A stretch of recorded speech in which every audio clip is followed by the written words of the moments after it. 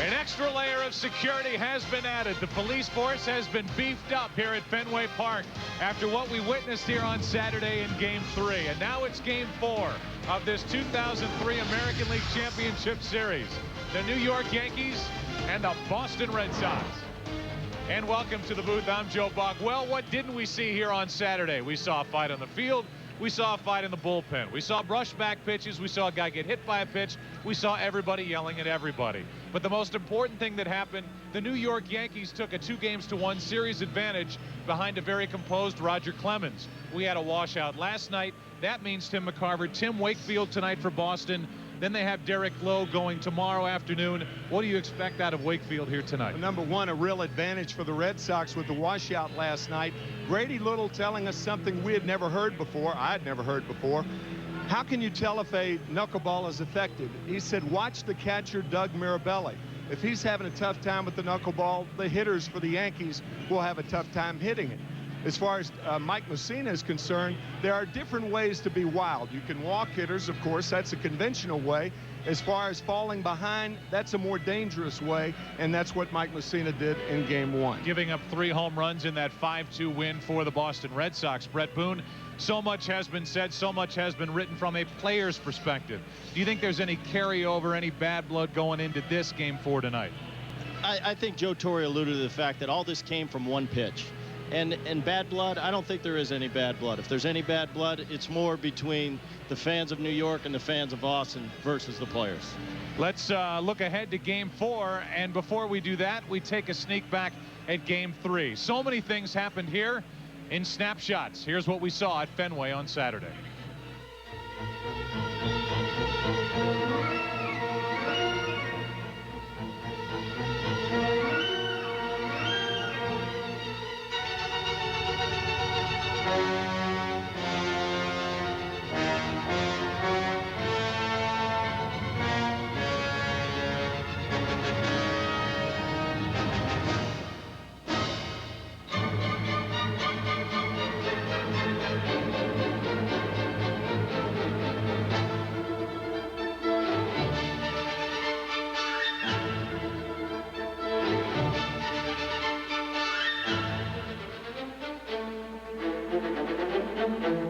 Beautiful night. What a difference a night makes. It is gorgeous after getting rained out last night. You may wonder how that field is and the condition of the field. Let's go down to Chris Myers. Yeah, Joe, they used a helicopter to blow away some of the water that was standing in the outfield from yesterday. The chopper was lowered as close to the field without landing on it. It was sunny most of the day. The grounds crew worked throughout the day as Dave Millar with his crew making sure the field was in good shape. Although dry, the outfield, there are some spots a bit soft beneath the grass that maybe with some constant running over it might loosen up. We'll keep an eye on that. Otherwise, the field conditions gets a thumbs up from the players. All right, Chris, thanks. We're glad you're with us tonight. And Alfonso Soriano will walk in and lead it off for the New York Yankees. Jeter and Giambi will follow. We'll give you a full look at that starting lineup for Joe Torre when we get a second. Soriano so far is hitless in this ALCS, and because of the washout last night, most believe, and I think the three of us are in agreement, that by getting Wakefield on the mound tonight and Derek Lowe, who won 11 games against only 2 losses here at home this season, on the mound tomorrow afternoon, the rainout favors the Boston Red Sox as the first pitch is up for ball 1. You look at the postseason numbers for Wakefield, a winner in Game 1 of this ALCS 5-2 on Wednesday night. And he's 2-0 on Soriano. We said in Game 1 that if Wakefield was up with the knuckleball, that would be bad for the Red Sox. He's been up with 2 so far. And up with a third. It's 3-0. 3 balls, no strikes. Jeter and Giambi will follow.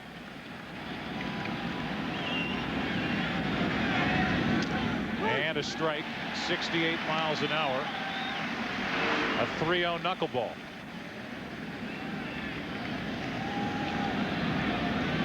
So no 3-0 fastball, and now Soriano takes high, a leadoff walk.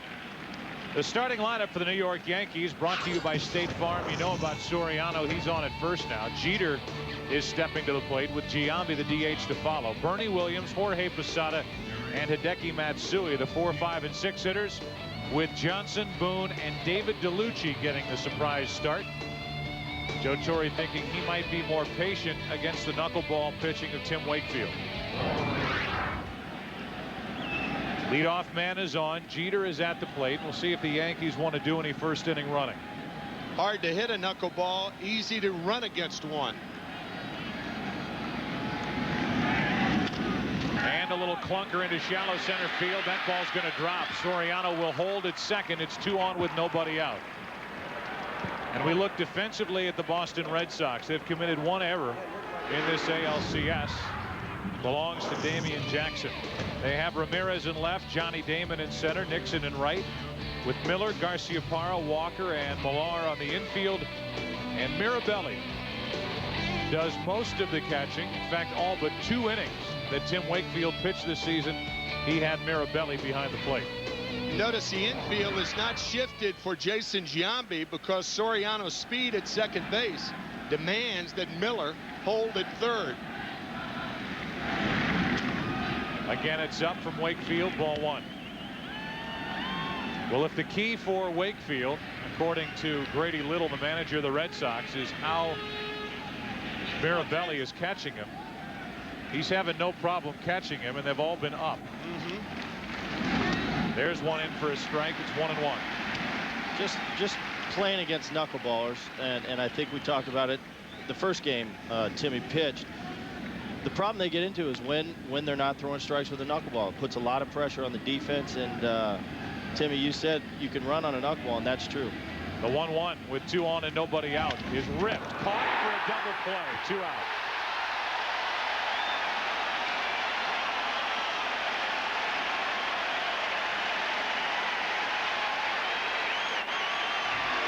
Huge break for the Red Sox. A rocket caught by Millar. Jeter with no place to go. Yeah, there's nothing you can do about that as a runner. Hung out to dry. So what looked like a damaging first inning for the Boston Red Sox now sees the Yankees with a runner at second, Soriano 2 out, and Bernie Williams, who has 2 hits in this series and 1 RBI, standing at the plate.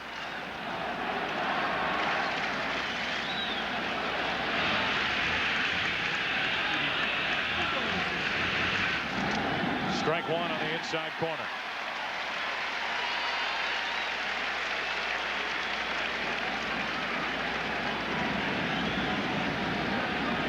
It's Wakefield and Mussina tonight.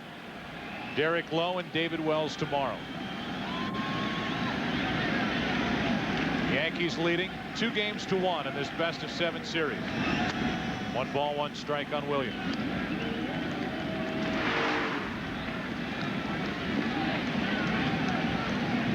So far, Wakefield is not fooling the Yankees.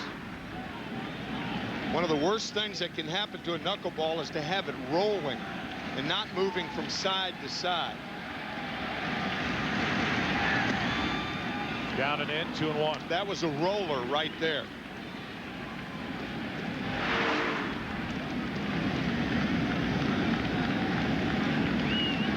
Drifting low for Williams.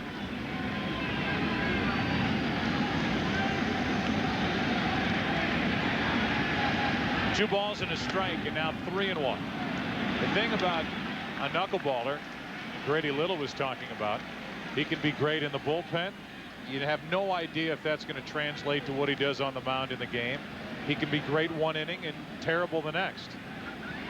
Tough for a hitter to get into a groove and feel comfortable, and tough for a pitcher like Wakefield to know where it's going. 3 balls, 1 strike, runner at second, 2 out. And another walk. 2 in the inning, plus a hit, but a line drive double play, and now with 2 on, 2 out, Posada walks in. You need a windsock sometime when Wakefield pitches. In the first game, the wind was blowing out to center field or right in the face of Tim Wakefield, about 4 to 8 miles an hour. And tonight, from left field to right field, from 6 to 10 miles an hour. So the temperature and the weather conditions at Yankee Stadium were much better than they are tonight. You don't want crosswinds when you're throwing a knuckleball. The best is when the wind's at you. Now with 2 on 2 out, here is Mussina. Could put the Yankees on top here in the first inning. So like judging the distance with a lob wedge in your hand, you got to wonder about the wind. A guy like Roger Clemens, Pedro Martinez, they couldn't care less.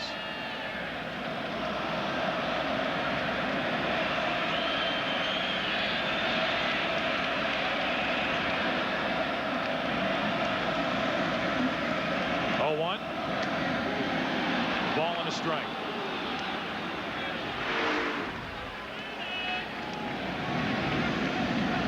Watch how this ball stays outside. You'd much rather a knuckleball do that than roll and have that rolling effect, because there's no side-to-side movement. 2 balls and a strike, and this big crowd at Fenway Park already starting to groan here in the first inning. Yeah, but those last 2 knuckleballs, you can work with those because it's got side-to-side movement.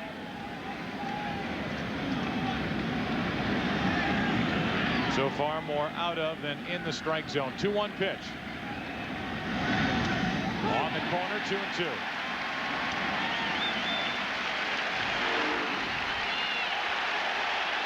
That's when he's thrown right here.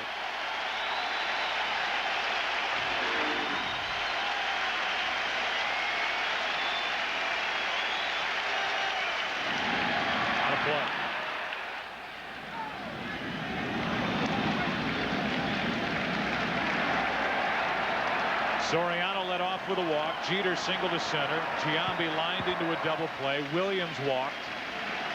And this crowd hoping, pleading, begging Wakefield to get through a scoreless first.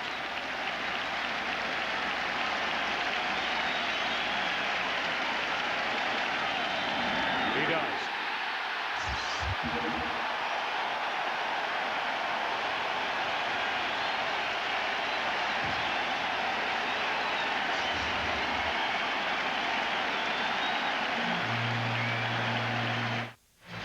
You're starting to hear grumbling about the postseason and big game pitching of Mike Mussina, who so far is 0-2 in October for the Yankees this season. The starting lineup for the Red Sox brought to you by State Farm. Damon, Walker, and Garciaparra at the top. No big surprises. Ramirez, Ortiz, and Millar in the middle, with Trot Nixon, Bill Miller, and Doug Mirabelli catching and batting in the number 9 spot. You see what the top of the order did in Game 3 against Roger Clemens. And the numbers this postseason for Mike Mussina: he lost Game 1 to Tim Wakefield 5-2 on Wednesday. Winless in his last 5 postseason starts. And a strike on the outside corner to Johnny Damon. Damon made his first appearance of this series in Game 3 and went 3 for 4.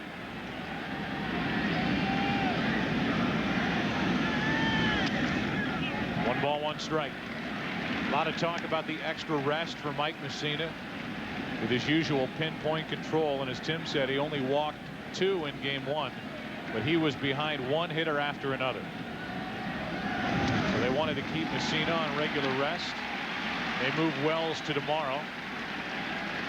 And Mussina falls behind Damon 2-1.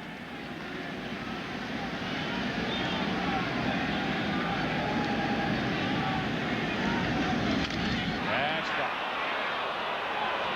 And that's Johnny Damon.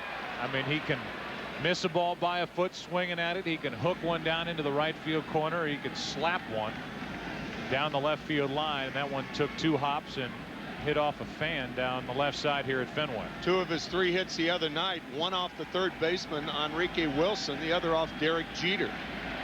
Here's a 2-2. Pitch up and in, and Mussina starts it with a strikeout. Look at the defense for the New York Yankees. So far, they've not committed an error in this ALCS. And the only change is DeLucci out in right. 3rd career postseason start. First with the Yankees. He was with Arizona and missed 30 games with a sprained ankle. Got himself back into playing shape just in time to be a part of the postseason roster for Joe Torre. Here's Todd Walker. Strike 1. I think with Johnny swinging at that pitch, when Mike is most successful, you see a lot of hitters swinging at that pitch up a little bit out of the zone, and that's when he's most successful. The 0-1. A little inside, a ball and a strike. Part of our scouting report is Mussina's control on the inside outside edges. It appears to me that he's throwing much harder than he did in game 1 too. There's some pop in Posada's mitt. Strike 2. That scouting report, that third point is the one to keep in mind. Controlling both sides of the plate. That's what Mike does well when he wins, and when he loses, he doesn't do well. And Brett, you talk about pitchers falling into a pattern with how they try to get you out. Mussina's a guy that just doesn't do it. No, he won't. He'll if you go, you know, if you make 3 outs, he might get you out 3 different ways. And I think I think that's a philosophy. I think a lot of the Yankees do it. You know, we talked about Andy Pettitte doing it, and this is the first year where he really had no pattern, and Mike never has. 1 ball, 2 strikes, 1 out, nobody on here in the bottom of the first.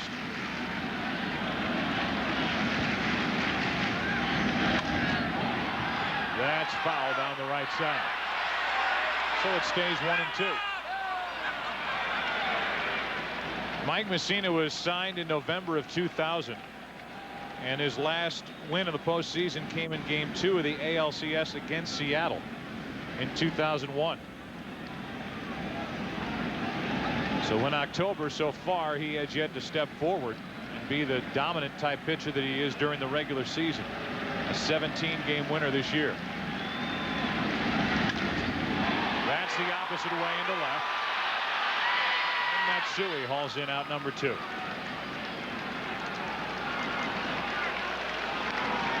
That'll bring in the struggling Nomar Garciaparra.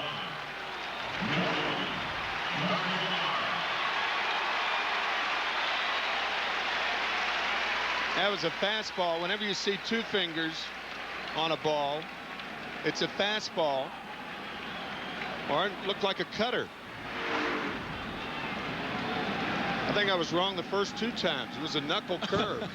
I've got Brett Boone. You're 1 for 3. Next to me. Yeah, one out of 3. Not bad hitting. Real bad up here. I was going to say, Timmy, we're not hitting.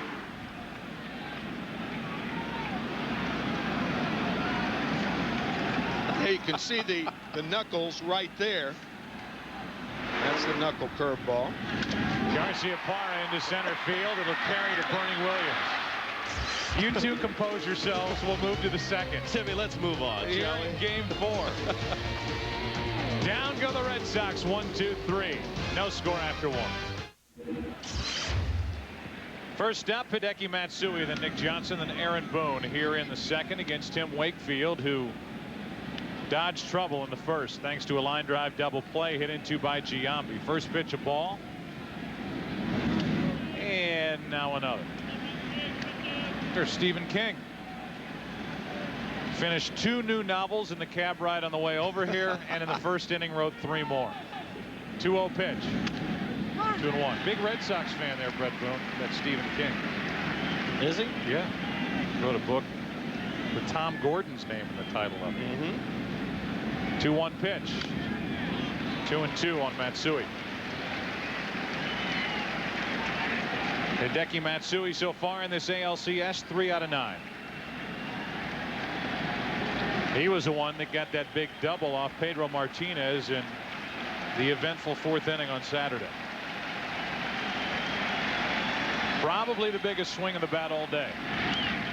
Waits on it. Still 2-2. Joe Torre certainly thinks so. In that inning, Posada led off with a walk, then Nick Johnson singled, and then the double by Matsui, and then the ball thrown behind the head of Kareem Garcia. 2-2 pitch. Matsui a late swing, and he's gone. 1 out. Our Sprint Virtual Manager question: who is most responsible for Saturday's melee in the 4th inning? Pedro Martinez, Roger Clemens, Manny Ramirez, Don Zimmer. You can use your PCS Vision phone from Sprint, or log on to foxsports.com, the keyword MLB on Fox. So we will do that And I will ask Player Man what he thinks. Player Man? Player Man. Who is most responsible? Who do you think? That's you. Let's go. Who threw the pitch? Pedro Martinez. Okay. That's your answer. If the pitch wasn't thrown, would anything have happened? No. All right, thank you. Oh, well, there you go. Well, you have an answer. Why do we need to vote now? Let's see how much. Yeah, let's see how much weight I carry up here. I don't know if Pedro or Manny Ramirez have PCS Vision phones down in the clubhouse, but they might differ. I don't know. You never know. Yeah. Whatever. Here's the 1-1 pitch, fouled it back. You can't get that upset about that. I know you're scared about facing Pedro Martinez next year, but I mean, say something. I've said my piece. With 1 out, nobody on, 1 ball, 2 strikes on Nick Johnson.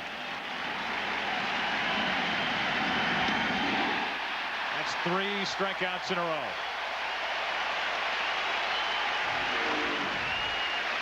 We talked last inning about how you can corral it if it's outside or inside.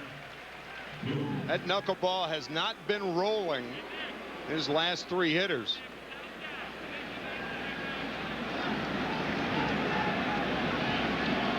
There it is. At Freeze, that's what Dave Wallace says about Wakefield.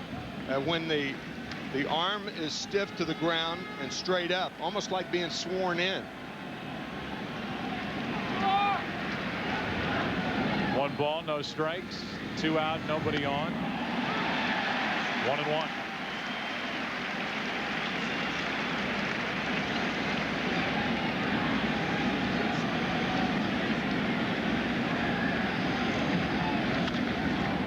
Into left field, not well hit. Manny Ramirez hauls in out number 3, and the Yankees go in order. Bottom of the 2nd rolls in here at Fenway.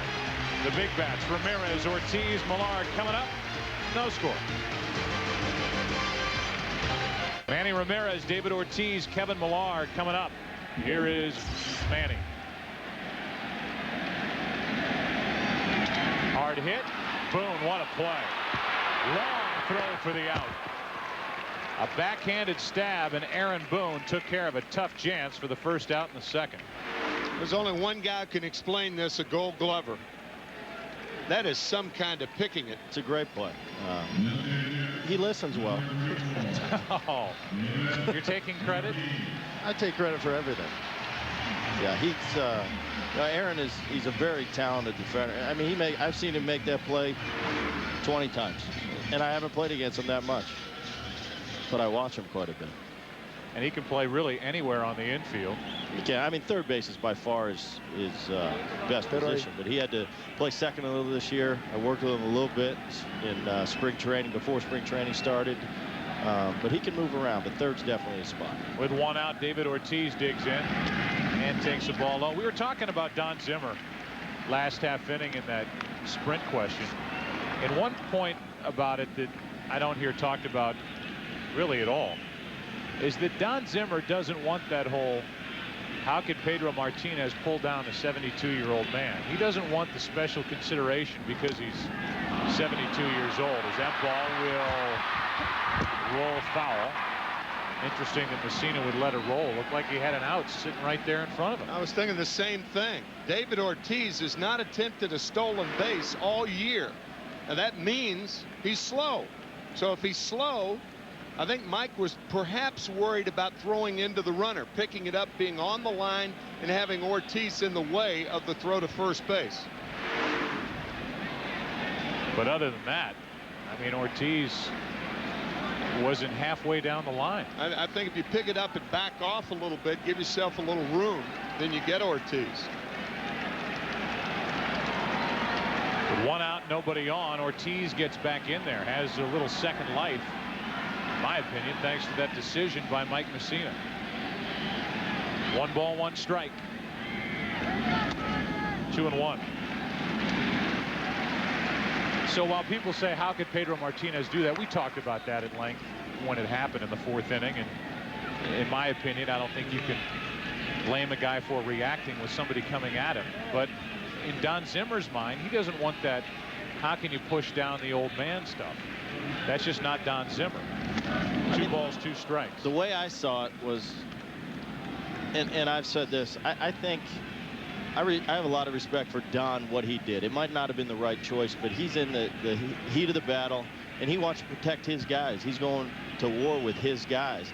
But I think you can't fault Pedro for what he did. I mean, he's trying to defend himself. He's not thinking, here's a 7-year-old man, I better take it easy. He's thinking, I'm protecting myself here. 2-2 pitch. Ortiz strikes out. So Mussina let the ball roll foul and picks up a strikeout, his 2nd of the night. And let's check in with Chris Myers with news about Don Zimmer. Yeah, Joe, we saw Zimmer's tearful apology on the pregame show. I talked to him before the game around the batting cage. First, he pointed out he's ultra sensitive anytime a player is thrown out around his head, because it was 50 years ago at age 22 when he was batting with St. Paul against Columbus, no batting helmet, and he was hit. He was unconscious for 13 days. He wanted to clarify he doesn't have a metal or steel plate in his head. They actually drilled 3 holes in the side of his head, used a material similar to a bone structure to help, and he was unconscious for 13 days. And then coming out of that, he's always been sensitive, but he did want to make clear that he was sorry about what happened and wanted to now concentrate, of course, on the Yankees moving forward and getting back to the World Series. Thanks, Chris. No balls, 1 strike, 2 out, nobody on Kevin Millar.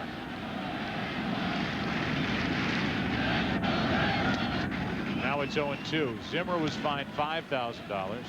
Pedro $50,000, Manny $25,000, and Kareem Garcia $10,000, and he has potentially some legal issues staring at him for what happened in the bullpen in the 9th inning here on Saturday evening. There have been some changes out in that bullpen, by the way, on the New York Yankees side, and we'll hear more about that as this game moves on. Jeff Nelson, Kareem Garcia, the 2 major players involved from the Yankee side. No balls, 2 strikes, 2 out, nobody on here in the 2nd. And Millar strikes out. You can see already there's a big difference in Mike Mussina. Game 1 to game 4. He has already struck out 3. The Red Sox don't have a base runner. We don't have any score going to the 3rd. First pitch to DeLucci is in for a strike, and we're underway in the 3rd inning, no score. DeLucci, the number 9 hitter, then Soriano and Jeter in this game 4, with the Yankees up 2-1. That hit the arm of David DeLucci, and Wakefield still staring in there, wanting verification that did hit him in the arm. Leadoff man is on after this. Right elbow clearly blunt. You might say, well, Dave DeLucci didn't try to get out of the way, but if it's a knuckleball, you don't know where the thing's going. So you could certainly understand why DeLucci didn't try to get out of the way. It's not like a fastball or a predictable pitch. Soriano now walked his first time up and was left stranded when the Yankees hit into a double play and left 2.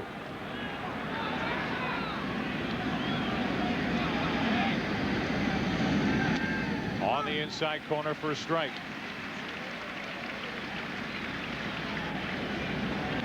Against the Yankees,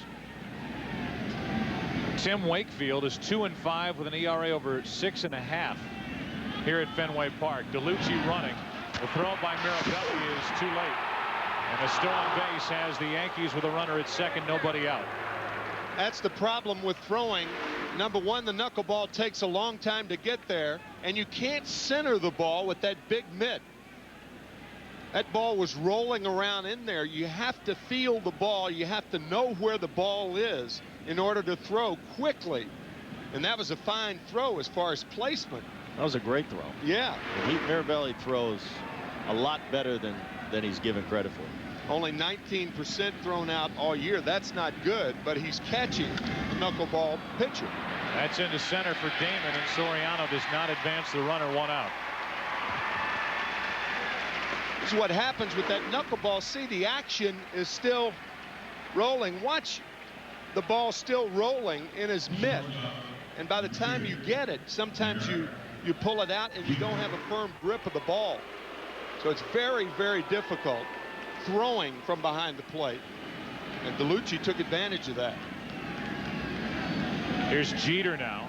Derek singled his first time up. His 4th hit of this series. Been bothered by a sprain in his left thumb. Of course, he dislocated that left shoulder a season opener in Toronto and missed 36 games.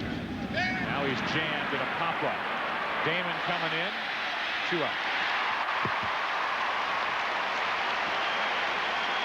And with Damon coming in, Todd Walker made sure he got out of the way with what happened in Game 5 out in Oakland. He really did. Watch Walker go that way to clear the way for Johnny Damon. Get out of the way. Damian Jackson running into Johnny in Game 5 of the American League Divisional Series. And now here's Giambi, who hit a rocket down to first with 2 on and nobody out. And the shift is on the infield, but Miller is at least in the vicinity of third base. But it'd be tough for him to get there and cover on a throw over. Up and away for a ball. Not that you want to chance it with a guy like Giambi at the plate and run in this situation, but it would be fun to watch Miller try to get to third and take a throw on a steal attempt. Yeah, the Red Sox realize that there are 2 outs. It's much more of a chance to try to steal third. But when you have a pitcher and you have that as the result, being at third base is not such a bad thing as the count goes to 1-1. Giambi or not, if you can get to third base and feel comfortable doing it because of this, sometimes it might not be too big of a risk. It might be worth the chance. Well, this gets him to third anyway. 14 pass balls during the season. Mirabelli only started 43 games. But Grady Little said if the catcher's having problems with the knuckleball, he's got a good one, and he's having a ton of problems back there. This is what Euchre said. Wait till it stops rolling and pick it up. That's outside for a ball. Close pitch. Wakefield doesn't get it. It's 2-1.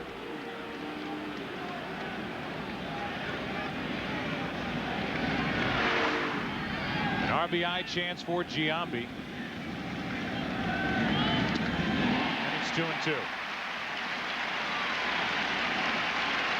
It's very interesting to watch hitters when they face a knuckleball. They'll change their stance. Watch Jason. Normally he has that bat off his shoulder all the time. Watch him when Wakefield comes set, how he kind of bounced it. It's just something you do different against a pitcher or a pitch that you don't see all the time. Another pop-up. The Yankees had a runner at second, nobody out, and do not score. They have strained at 3. We go to the bottom of inning number 3. It'll be Nixon, Miller, and Mirabelli coming up for Boston here in Game 4. No score.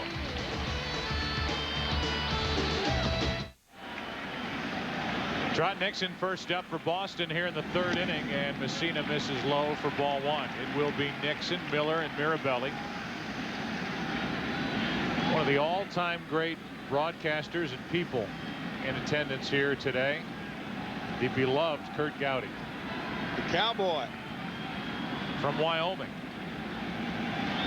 That beautiful voice of his. Long-time voice here as Nixon takes on the outside corner. 1 ball, 1 strike. Trot so far is 3 out of 9 in this ALCS. 5 for 19 with that dramatic Game 3 home run in the division series against Oakland. Hard hit, base hit. And the leadoff man is on. The best view of tonight's game is from the Hood Lightship. Hood Dairy will donate $300 to children's hospitals throughout New England for every home run, double play, and strikeout made by the Red Sox during the ALCS here at Fenway. And we thank them for joining us tonight. Much better night weather-wise. What a difference from last night. It was pouring, and the irony of it all was the second they called it, it stopped raining and didn't rain another drop the rest of the night. But the field was unplayable. Today was beautiful. Here's Bill Miller. And there's a strike on the outside corner. Miller, the batting champ, if you haven't looked at the numbers in the postseason, has a total of 4 hits. 4 out of 30. Batting in the number 8 spot.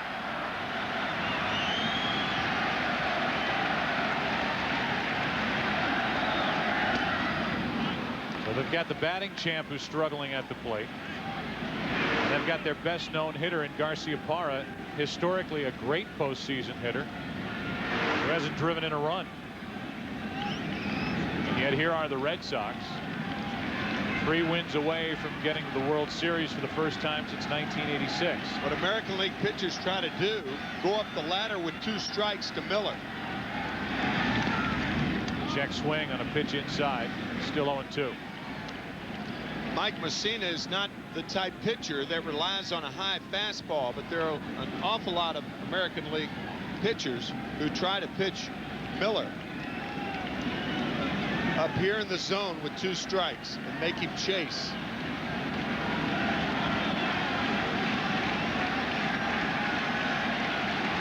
Mussina with 3 strikeouts tonight.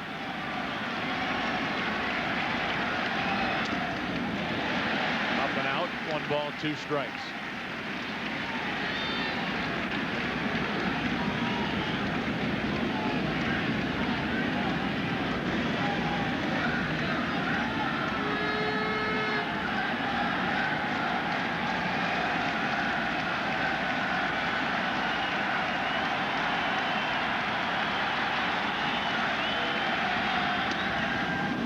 Wide, it's 2-2.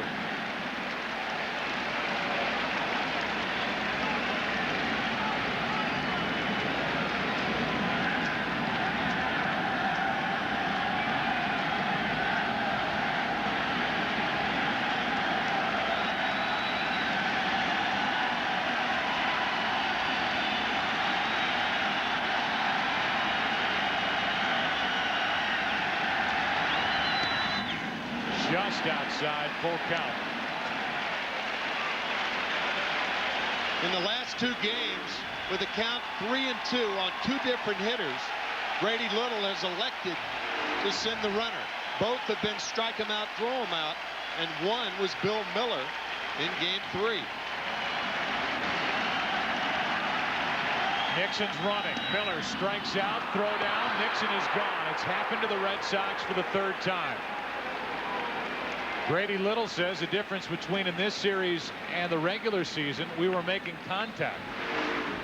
In the ALCS, a lot of this and a lot of that at the other end. You think about the probabilities of the Red Sox doing it 3 times in a row, twice with Bill Miller, a contact hitter. Indication of how hard Mussina has been throwing. An easy out as Trot Nixon is tagged out by Soriano. Now Mirabelli with the bases empty. Ball 1. Mirabelli during the regular season hit .258. As we said, he was predominantly the catcher every time Wakefield's name came up. Into center field. That's a 2-out hit.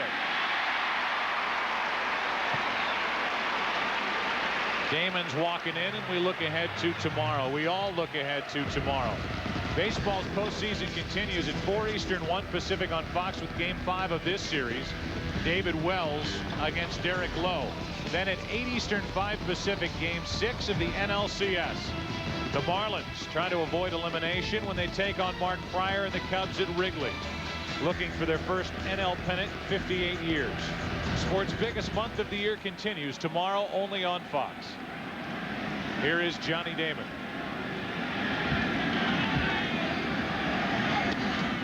Ball 1. In July, all we kept hearing and talking about was this time it counts with the All-Star game. Well, it's about to count. The American League won. It would have been the National League's year to have home field advantage in the Fall Classic, but the American League won with the late heroics. How ironic would it be that the National League manager Dusty Baker had his hand in that whole thing? And we talked about it that night.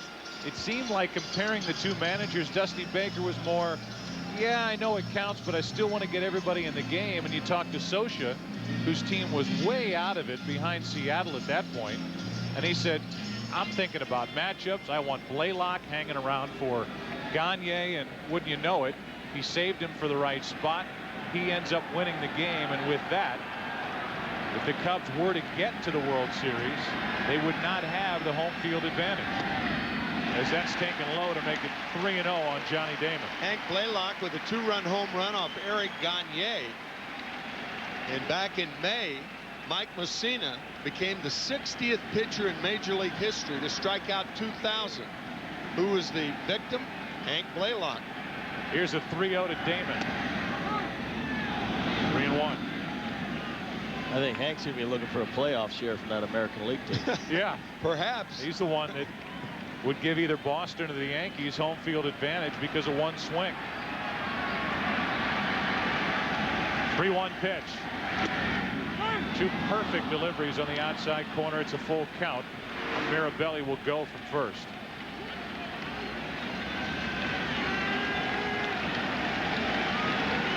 Mussina's throwing harder and he's sharper tonight.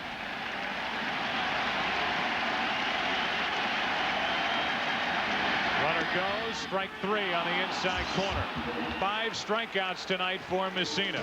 And with that, we sail into the 4th of game number 4. Yankees up 2-1 tonight. No score. 4th inning already here in game 4. No score. And Bernie Williams first up for New York. Yankees have had their chances so far. 0 for 5 with runners in scoring position. Ball 1 to Williams. Posada and Matsui will follow. Red Sox have out hit the Yankees 2-1.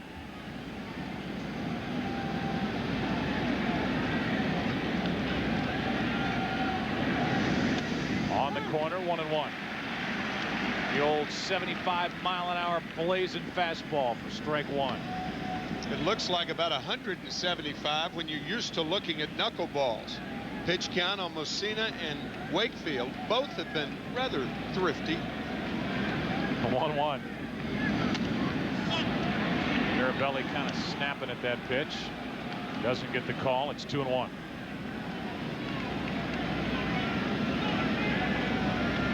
Bernie Williams has not gone deep in this postseason. Had surgery on the left knee during the year. He's jammed and fights one into center field, a base hit. Leadoff man is on for New York, and let's check in with Chris Myers. Joe, you mentioned security increased at the top of the show. The Boston police have added what they call a squadron in that right field area. They have 2 different police officers in the bullpen, different from the other night on Saturday, because they are involved, those police officers involved in the investigation with Jeff Nelson and Kareem Garcia. Major League Baseball has added a security representative back there, and a grounds crew member, an employee of the Red Sox, had to be approved by Joe Torre. He's different, of course, than the guy who was there Saturday. That was Paul Williams, who went to the hospital, who was given the night off, and no doubt he's watching on TV somewhere, waving a towel maybe when the Red Sox do something good. First pitch is on the outside corner for a strike. Watching from center square somewhere out there, Paul Williams. So we have not heard the last of that.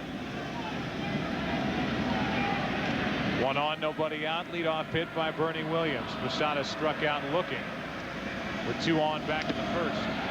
0-2.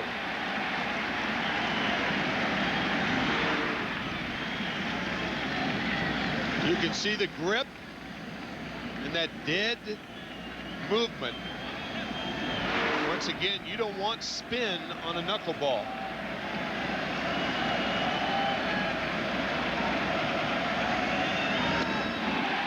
One on, 1 out. 4 strikeouts for Wakefield.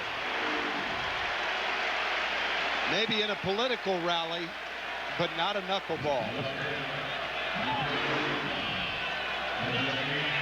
I would bet Wakefield has probably had that hat that's on his head since maybe Pittsburgh days. Yeah, 99. I mean, he doesn't pitch hard enough to sweat, to get a sweat ring on that thing.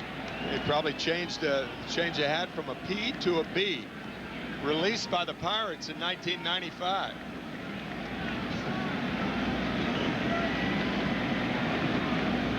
One on, 1 out. Most knuckleballers sweat milk. Not a lot of people know that, Brett, but they do.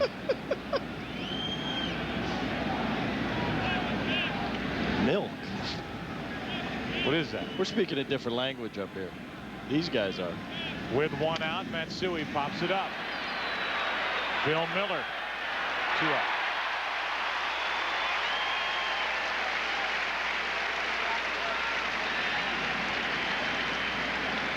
Is Jell-O in a food group?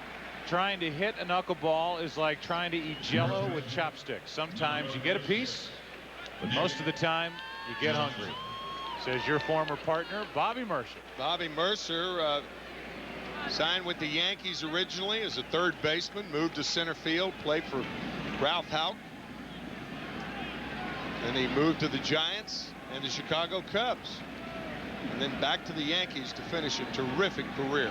With 1 on 2 out, Nick Johnson takes strike 1. Johnson struck out his first time.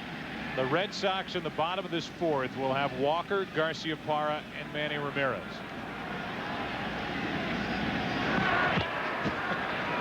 He hadn't even left the bag. Yeah, I mean, aren't you surprised at that? I mean, Bernie Williams is not an adventurous base runner.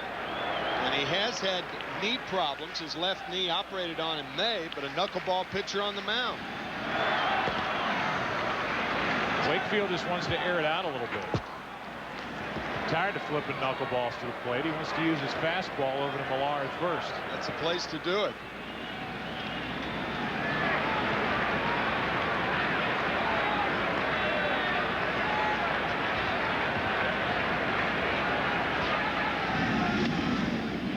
One ball, one strike.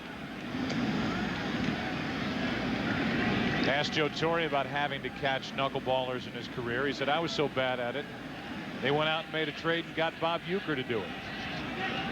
But you know certainly better than I, Uecker jokes about it, but he was a tremendous defensive catcher. A 1-1 to Millar. And the inning is over. Terrific defensive catcher. Millar with a stop to his right. The big bats coming up for the Red Sox. In the bottom of the fourth, no score. Walker first up, and he fouls this one down the left side, strike 1. It'll be Walker, then Garciaparra, then Ramirez. For the Red Sox here in the fourth inning, trying to figure out Mike Mussina. Walker flied out to left his first time up.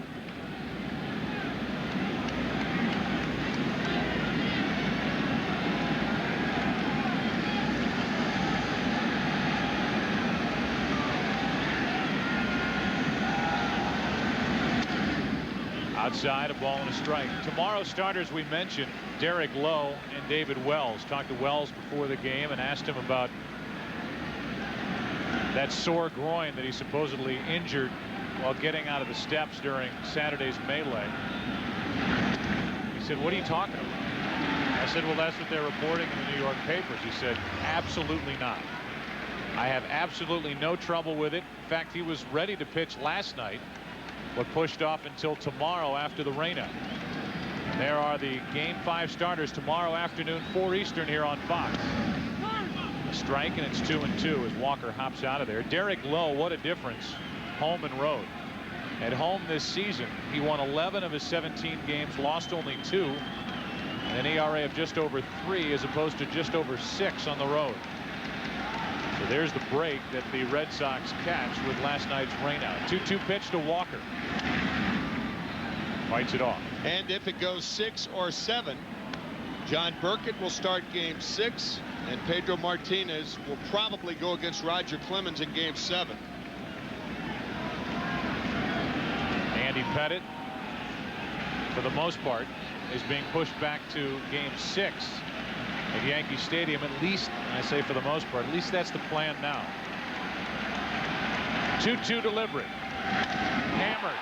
Deep right field. Back is DeLucci. The Boston Red Sox take the lead.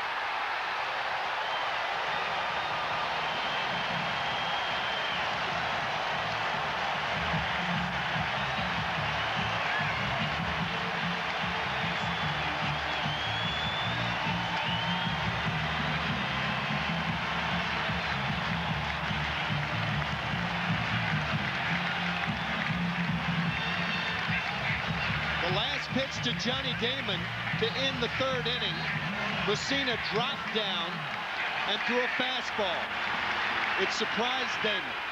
To Todd Walker, he dropped down, threw a fastball. No surprise. pumped to right field. The Red Sox record 5th home run in this postseason as Garciaparra quiets the crowd with another out. 1 out.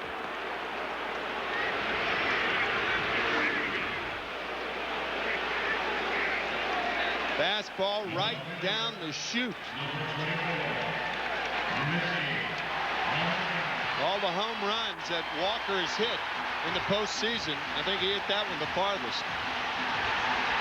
The last one he hit was right in front of the pole at Yankee Stadium. That was interfered with. Right in front of Josh Mandelbaum. With 1 out, nobody on, here is Ramirez, who's 0 for 1. Strike 1. How about Walker? Hit 13 home runs for the entire regular season and has 5 in this postseason.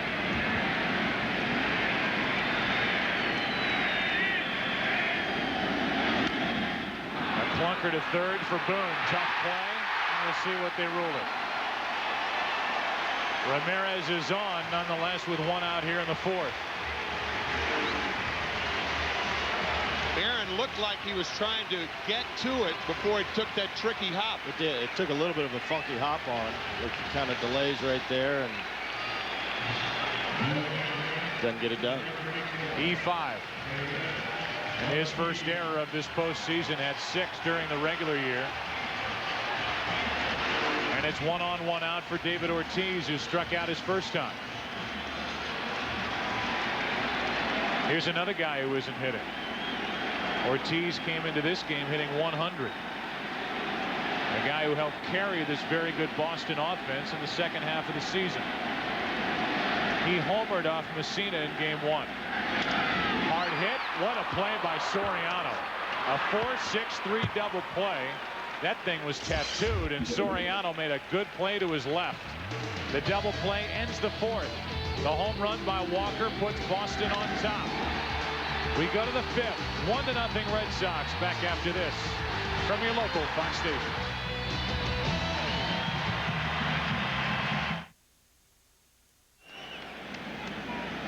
Tim Wakefield back to work with a 1-0 lead after the home run by Walker. First up is Aaron Boone. And he takes a pitch for ball 1. Boone flied to left. He's 0 for 7 in this series. On deck is DeLucci, and then back to Soriano. A wide strike. It's 1-1.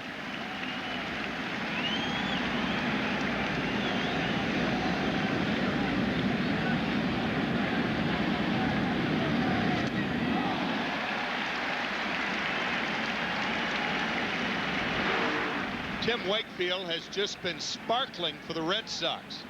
No runs to the Yankees through 6 at Yankee Stadium, and now no runs through 4 here at Fenway. 2-2.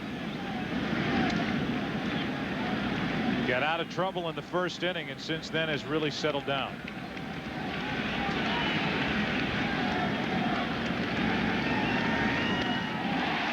One squirts away, but Mirabelli will make the tag for the out. That's 5 strikeouts for Wakefield. Let's go back to game 1. Todd Walker, his 4th home run of this postseason, right in front of the pole.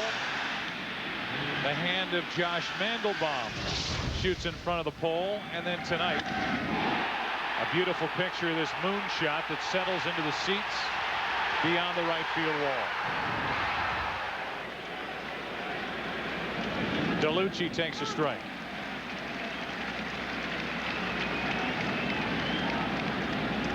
Kareem Garcia, who injured his left hand during that altercation out of the bullpen, is in line to play tonight if needed. Joe Torre says he is playable if they need to use him in this game, but he wanted to go with DeLucci because he thought he might be more patient. And he has only the 3rd hit of the night for the Yankees. He's on with 1 out here in the 5th. Here's Soriano. That looked to me like a fastball, and Wakefield was ahead in the count, 0-1. Normally he will not throw that fastball unless he's behind. And it was. Tried to sneak a fastball by DeLucci, and David pounded it to right. I would say in most circumstances, most hitters, they're going to take that pitch. That's the last thing they're expecting. 1 on, 1 out. Soriano at the plate, way out in front. I know I'm taking it. Timmy, you? Oh, yeah. Can you remember back then? Well, you're harsh. Yeah, you remember back then. I know. Way back when. It's been a couple years. Way back Let's when. go back to the Grand Slam. More than a Won't couple. go there. How long did you play, Tim? 19 years. A long time. 1 on, 1 out. No balls, 1 strike. Another base hit, this time pulled into left. Ramirez gets it on 2 hops, and here are the Yankees with another chance. That was a rolling knuckleball right there. It's very difficult sometimes to tell that pitch, but there was no bounce to that knuckleball. It was a roller. But that's the only one you're going to get. I mean, that one that's dancing, at best you're usually going to foul it off. Right. Hit it off the end of the bat. Hit it off the trademark. Oh no, the knuckleball, I usually just square it up into the night. No problem. Don't bring up my stats against Wakefield though. Jeter is 1 for 2.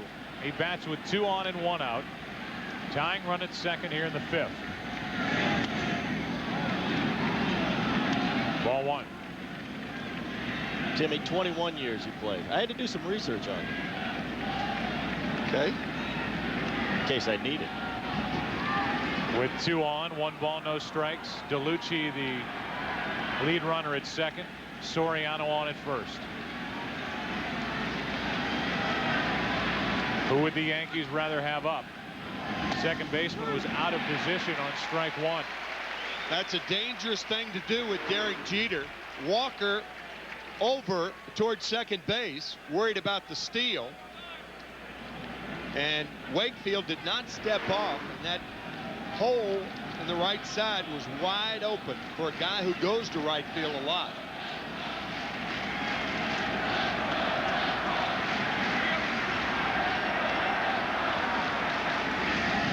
To third, it hits the bag. That is a base hit. Coming to the plate is DeLucci. It trickles away from Garciaparra. A 1-1 game, and the runners end up at second and third.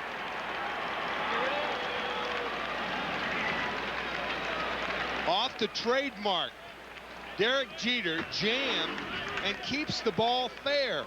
That's what's unusual about this ground ball. It looked like it was going foul, hits the bag over the head of Miller. And then Garciaparra, had he come up with it, he could have held Soriano to second base. Soriano stopped. DeLucci scores easily. Once it hits the bag over his head.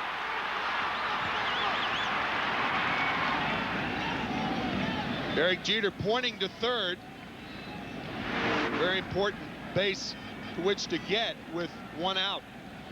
Now it's second and third, 1 out for Giambi, and he takes ball 1. Yeah, that's as big a part of the play as any. As that ball trickled away, Garciaparra had a chance to come up with it and hold the runners at first and second. He missed it, and the runners advanced to second and third for Giambi, who could put the Yankees on top for the first time tonight. Down the right field line. If it's fair, it's big trouble. It is a foul ball. Home run distance, but foul. Let's go back to the ball. It's a double for Jeter, and we look at the runners. David DeLucci in the top of your screen. Now watch Soriano stop and then continue. The reason he stopped, he thought Garciaparra had a shot at the ball. The reason he continued was Garciaparra missed it. I think actually Boston got a break by it hitting the bag. I think it's by Miller at third and goes down on the corner. So I think they might have got a break right there. Soriano might have been able to score. Right. So now second and third, 1 out, 1 ball, 1 strike on Giambi. Popped up. Shallow center field. Soriano tagging. Damon's throw coming to the plate. Soriano holds. 2 out.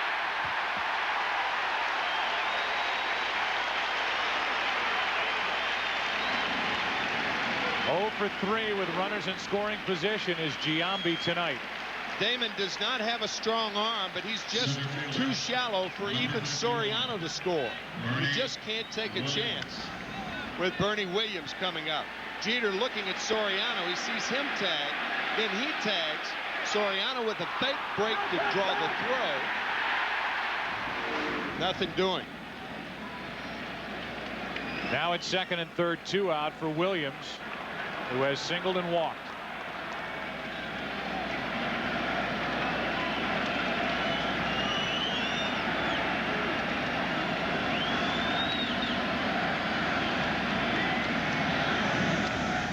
Ball 1 high, back to the swing in mega slow-mo by Giambi. It's the bottom part of the ball and just does not lift it enough to score the run. Bothered by a sore left knee, that power knee, the backside, and it is killing him.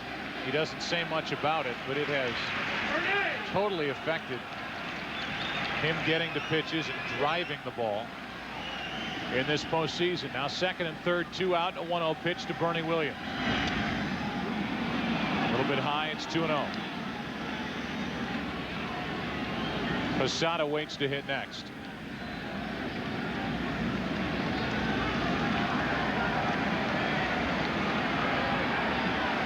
Three hits in the inning, an RBI double by Jeter to tie it. 2-1. Soriano, the runner at third, explosively fast as Williams swings through the 2-0 knuckleball. Soriano ready to score on a short pass ball. Anything that squirts out of Mirabelli's reach, Soriano will try to score.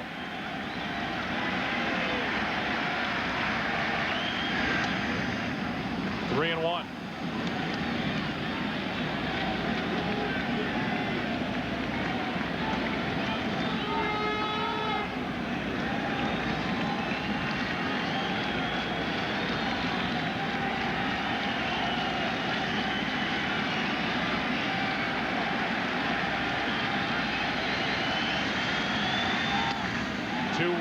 Bases are loaded with 2 out.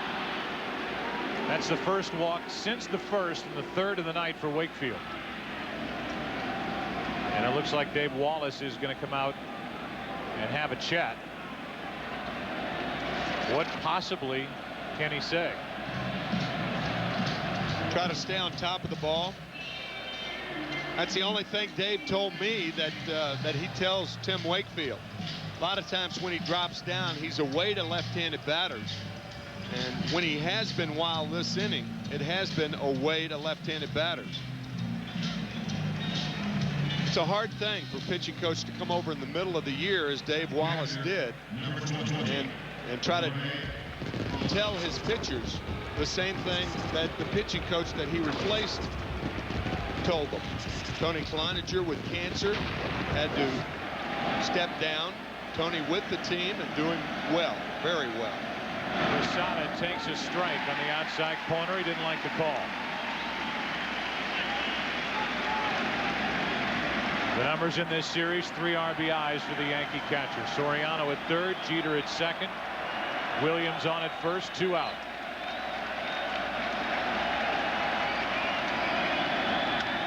Into left field, Manny Ramirez right there, and the inning is over. So the Yankees now have left 7. They do come up with a run on a double by Jeter.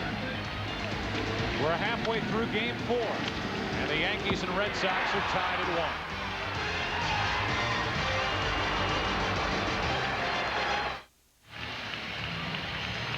1. Mike Mussina goes back to the hill. Millar, Nixon, and Miller. If anybody gets on Mirabelli, the number 9 hitter. Millar struck out his first time 3 out of 14. With his only RBI of the postseason coming in this ALCS, he takes a strike. Here's another guy. He drove in 96 runs during the regular season, hit 25 home runs, and this Boston offense has yet to put any consistent pressure in either one of the series against the opposition's pitching. That's out of play, strike 2. As we've said already a couple of times, this is a record-setting offense. Slugging percentage, on-base percentage. They got guys on. They had 8 guys drive in 80 or more runs. First time that's happened. They're having a tough time in October. Millar hops out of there, waiting for an 0-2 pitch from Mussina.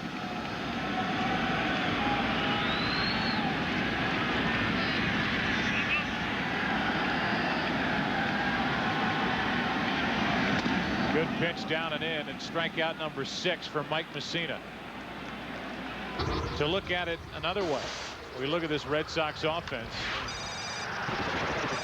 291 batting average, 961 runs, led the majors, major league records, total bases, extra base hits, slugging percentage, previous record held by the 1927 Yankees. Yet here they are in the postseason, hitting 190 with runners in scoring position coming into this game. Their only run tonight, a home run by Walker. Nixon hits one to deep center. Back is Williams, and the Red Sox are back on top.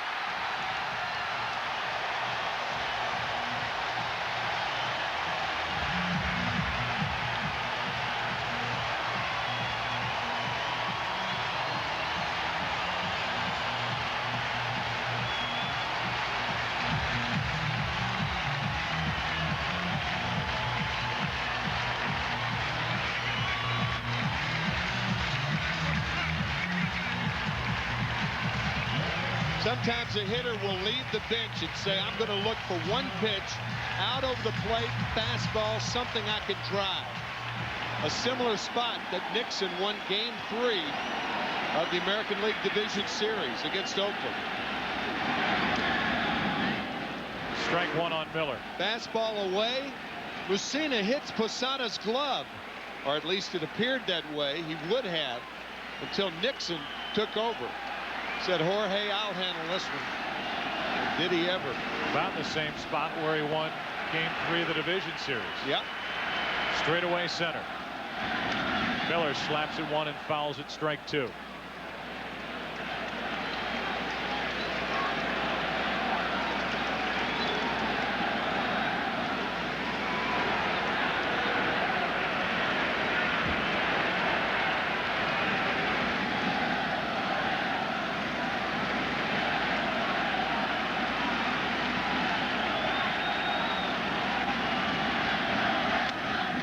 Swing and a miss. 2 strikeouts in the inning for Mussina.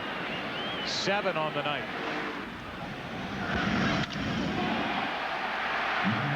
Back to the home run.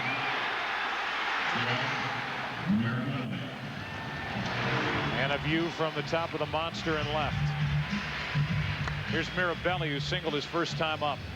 That is the 5th home run in this series given up by Mussina to the Red Sox in just about 10 innings.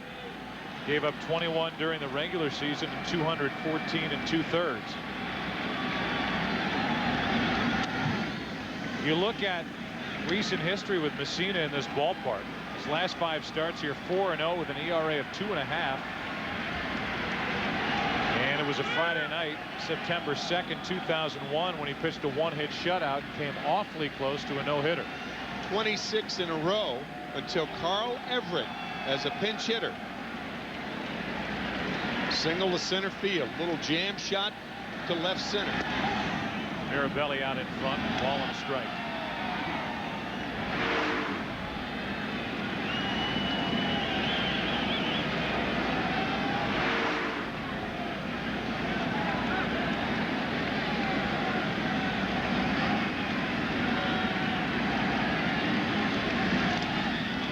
Strike 2, and Mussina can strike out the side here in the 5th.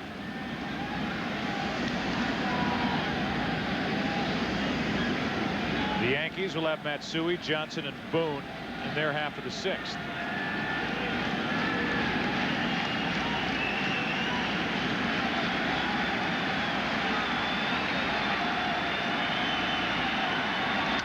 Hard hit, but Jeter stays down on it, and the inning is over, but not before Trot Nixon hits the 2nd home run of the night. Walker went deep first, and now Nixon here in the 5th. And with that, the Red Sox back out in front. It's 2-1. Trot Nixon goes deep in the bottom of the 5th. It's 2-1. Yankees have out hit the Red Sox 5-4, but the Yankees 1 for 8 with runners in scoring position. Matsui takes a strike. Hideki is 0 for 2. He struck out. He's fouled out.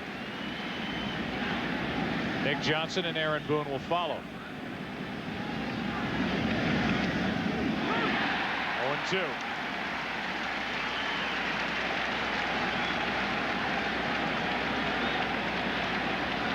Between innings, a long conversation between Joe Torre and Bernie Williams. 3 pitches and strikeout number 6 for Wakefield. Major League Baseball is giving away World Series tickets for life and other great prizes. Winning hologram numbers will be announced during games 1 through 4 of the 2003 World Series on Fox. Visit your local Radio Shack store for your chance to win. I think Joe Torre may have noticed Bernie's lead over there. He's been on base 3 times. There was something odd about that lead he took in the 1st inning. And then after he singled in the 4th.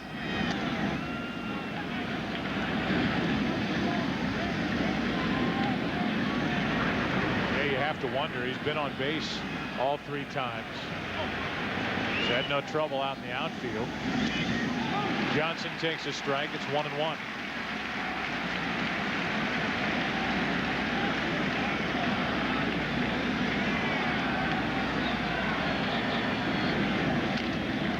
Strike 2.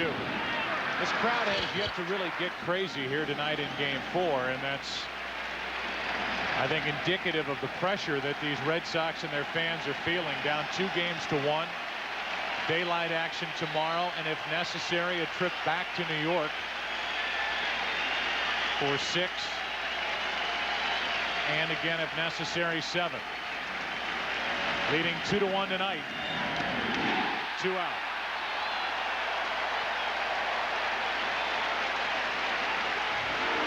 Now Tim Wakefield drops down the first time tonight.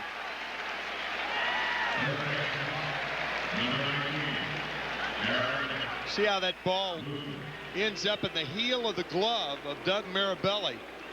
And getting back to the opening, Grady Little saying that the catcher's having a tough time catching it, the hitter's having a tough time hitting it, and both have been true. And why you've noted it with Mussina, there's Wakefield dropping down to a left-handed batter. Yeah. Typically, you'd see it right on right. A 1-0. Boone out in front. I think to start the game, you didn't see a lot of swing and misses. And I think now you're starting to see a lot of swings coming up empty. A lot of air swings. That means that thing's dancing pretty good. Wakefield is in line and looking for his 8th strikeout.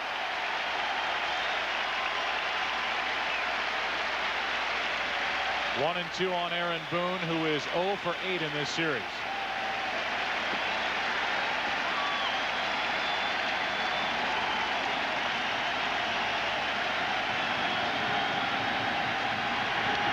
Down the left field line, foul.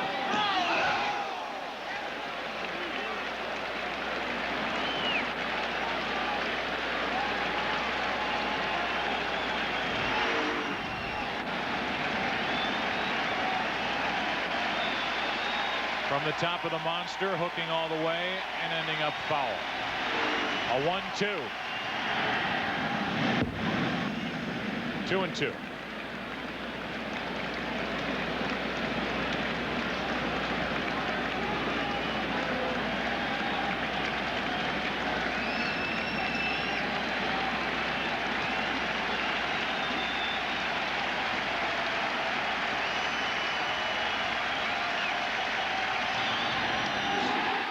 Struck out the side. 8 on the night. A new career postseason high. Wakefield's doing his part. Red Sox back. Bottom of the 6th. up 2-1.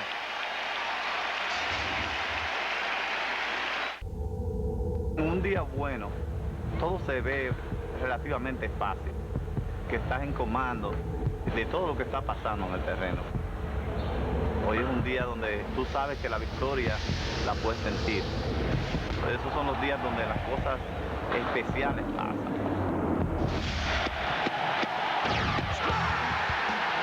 I live for this. Watch the World Series on Fox beginning October. First pitch, Johnny Damon takes the ball. Top of the order for Boston. Damon, Walker, Garcia, Parra. 2-1 Red Sox. Bottom of the sixth.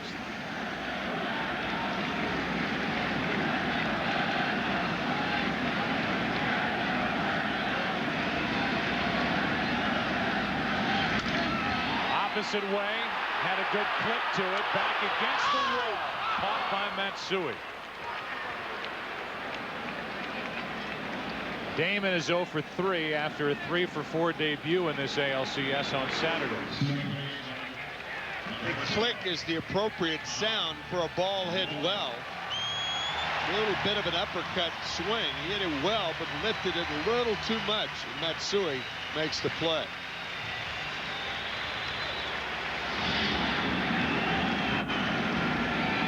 An edge, almost heel catch by Matsui out in left as Walker, who homered his last time up, takes a strike.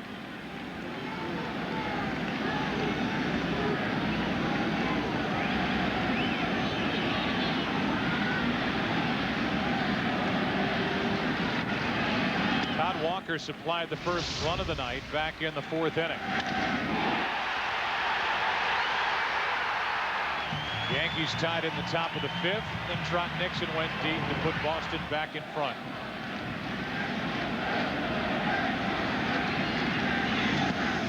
Huge swing.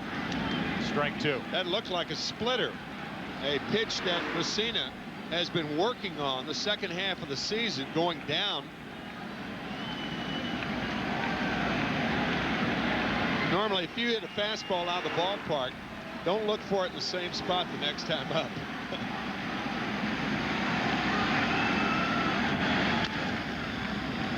Still 1-2. Although sometimes it's a good pitch, because as a hitter you hit one out and you're thinking to yourself, next time up he don't want to throw me that one. That's right. You throw me that same one, I might. What are you doing? Yeah.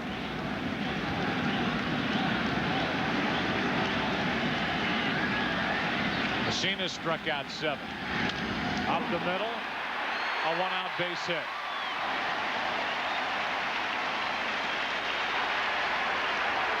In-game box score for the Red Sox is brought to you by AT&T. Damon 0 for 3. Walker now 2 for 3, including that home run. And Garcia Parra. These Red Sox fans waiting for Nomar Garcia Parra to do something. Has not driven in a run in 35 at-bats in the postseason. 2 out of 15 in this series. And within the 2 out of 15 hasn't looked good in compiling the 2 out of 15. It's not as if he's been hitting into bad luck. And it's 1-on, 1-out for Garcia Parra with Ramirez on deck. That is a fair point, because he has been getting under balls, been topping balls, hitting balls off the trademark. Not a question of luck.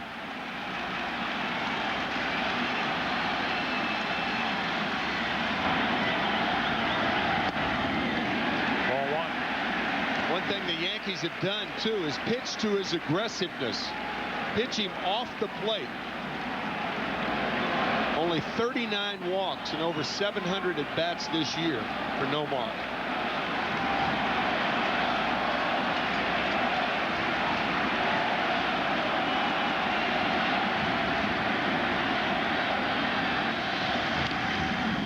There's another one in on the hands and off the trademark. 1 ball, 1 strike. Now, his first time up tonight, an example of that.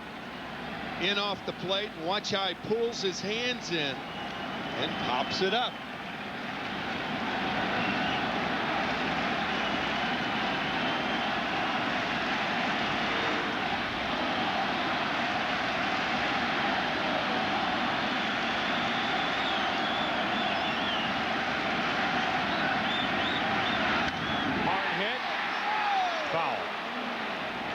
That's as hard a shot as he's had in this series. Right. This ball down a little bit over the fat part of the plate. Crushed, but foul.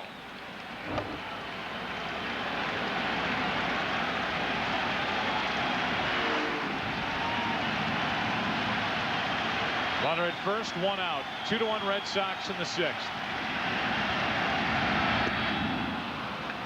Another strikeout for Mussina.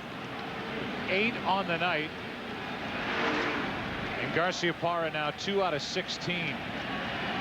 Pitching to his aggressiveness. Out of the strike zone. Knuckle curve.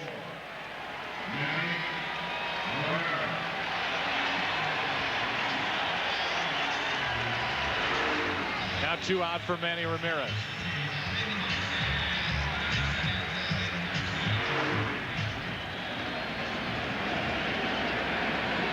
See that front hip leaving on that last swing by Nomar Garciaparra. Once that happens, tough to recover. Ramirez 0 for 2. Reached on an error his last time up. Takes a high strike. I think with the Nomar thing, I mean, he's going through a tough time right now. He might not feel comfortable in the box. And yeah, he is probably the most aggressive hitter I've seen. But when you go bad, the one thing you don't want to do is lose that aggressiveness, because he knows he keeps going up there. He keeps getting his rips. Eventually, he's going to come out of it. 1 ball, 1 strike. The numbers over his career say his aggressiveness is good. 2-time leading hitter in the American League in '99 and 2000. Came into game 1 of this ALCS as a .358 career postseason batter.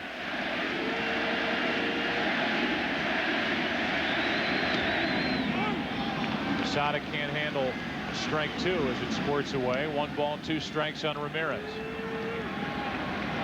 Very interesting that Joe Torre has Aaron Boone on the line at third base. Manny does not hit a lot of balls down the line. For the most part, when you see that with 2 outs, what Torre is saying, that he wants you to get 2 hits, not 1, to score the run.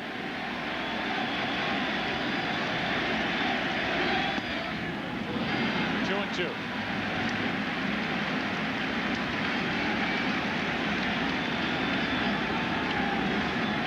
David Ortiz 1 for 11 on deck.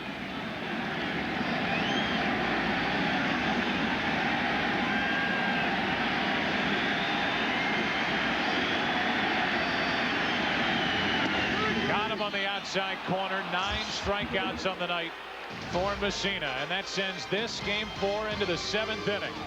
The Red Sox strand only their 2nd of the night. They lead it 2-1. Back after this from your local Fox station.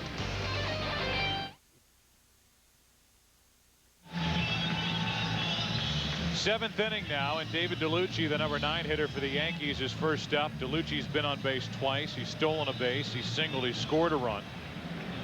Soriano and Jeter will follow if anybody gets on Giambi. It's 2-1 Boston. Trying to even this series at 2-2.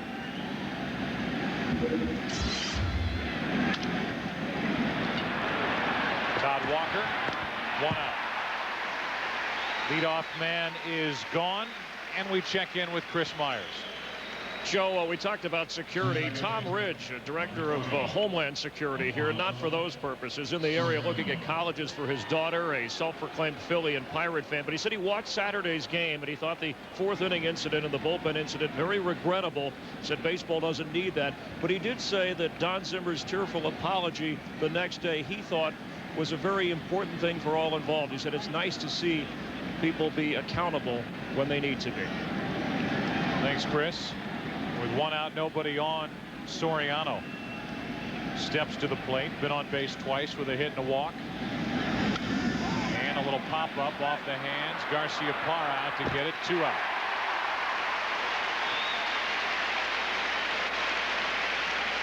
So far, we haven't heard really much of anything from Pedro Martinez after Saturday's events. Nope. And he has pretty much boycotted the media for the most part all season. And I know some are wishing and hoping for a statement from Pedro Martinez regarding Saturday's events, and so far that hasn't happened. Don Zimmer was so embarrassed and so disappointed by his own actions, he thought about leaving the whole scene on Saturday night. As a strike is into Derek Jeter. I think Derek's in a position right now where the first two hitters swung at the first pitch, 2 outs, and he's, you know, you don't want to give him that quick of an inning, so he's probably going to see him take a few pitches here.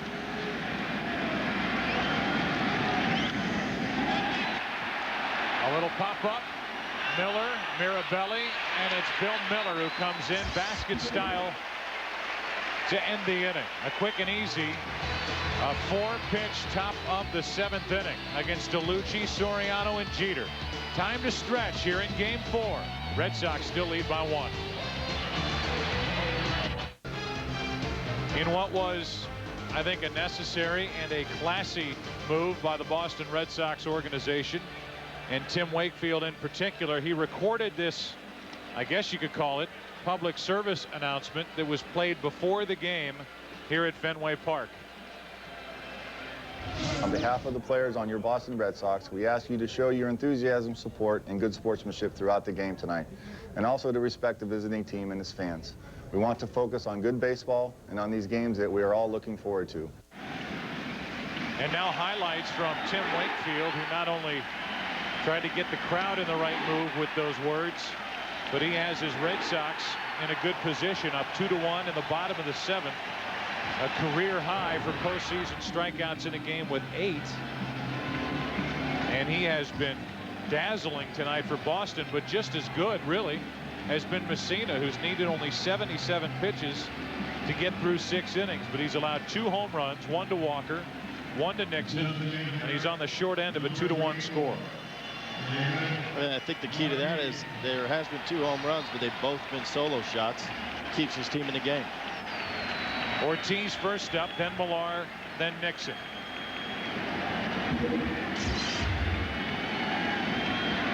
Ortiz bounced sharply into a double play his last time up, struck out his first time.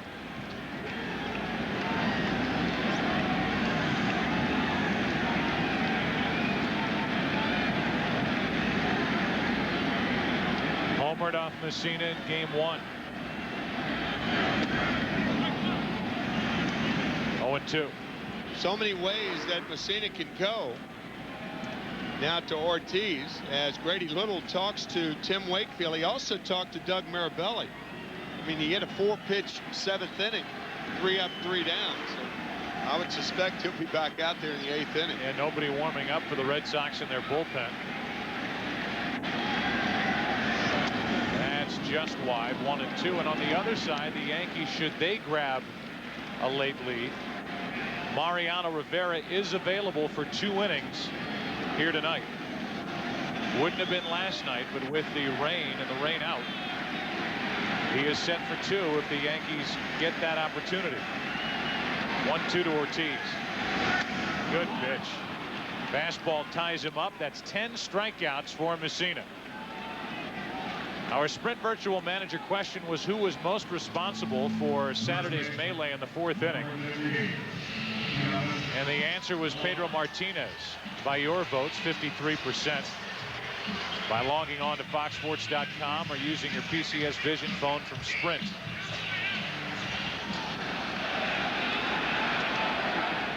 Zimmer came in second. There's third. And bringing up the rear with 13%, Roger Clemens, who, if he had any responsibility in it, it came from reputation and history, but he did absolutely nothing but keep his emotions under control, his game in check, and pitched brilliantly for the victory, his last time ever here at Fenway Park. With 1 out, nobody on, Millar takes ball 1. I've always thought that term, and most people in and around baseball think that term, being a captain, is kind of a strange term. Captains are for football, perhaps basketball or hockey, but baseball, it's an odd term. But Derek Jeter showed that last night by keeping Clemens out of everything. going up the standing in front of him, or last night, 2 nights ago. Derek Jeter's long been the leader of this ball club. Named the captain of the Yankees in May.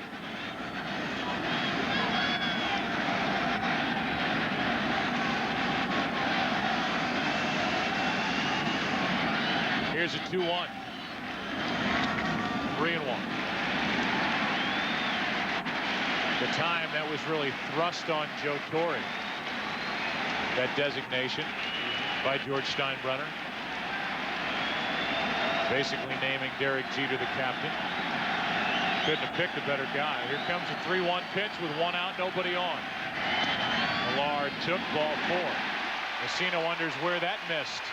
1 on, 1 out in the bottom of the 7th here. Let's check in with Jeannie Zelasco. So let's talk about a former Yankee, a large part of the reason the Marlins are on the map in October. Mike Lowell, he got the fish off the hook, and now the series goes swinging back to Chicago. Another chance for the Cubs to clinch a full slate on Fox tomorrow. Yankees and Red Sox 4 Eastern, 1 Pacific, followed by the Cubs and Marlins with a World Series on the line. Mark Pryor will be on the mound for the Chicago Cubs. Carl Pavano will be making the start for the Marlins. Here's Trot Nixon, who homered to center his last time up. He's 2 for 2.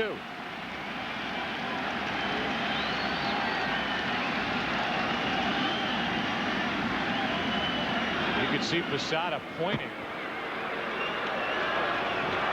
to the right side of the field before that pitch was delivered, and Mussina eventually stepped off. I think what happens is Posada saw Millar right there. You could see him checking, and now he tells Mussina to check Millar. Don't let him get off of there and take a walking lead. You don't want to tell your pitcher that when he's in his stretch, because you could cause a balk, but make sure you tell him before the signs are delivered.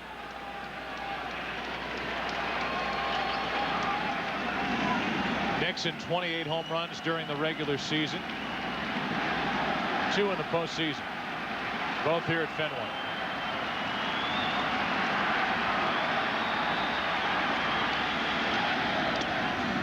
What a save by Posada. Keeps the double play in order as he got enough of a glove on it to keep it at the plate. Yeah, that was a terrific play by Posada. Very difficult going to his right, trying to square up to keep the ball out in front of him. Sharp breaking knuckle curve. Nicely done by Posada. Now Mel Stottlemyre, the pitching coach for the Yankees, in what could be his final year in that position for New York, is out to talk to Mike Mussina. Mel said he would decide whether to come back as the pitching coach of the Yankees over the winter. Little meeting on the mound with Nixon at the plate.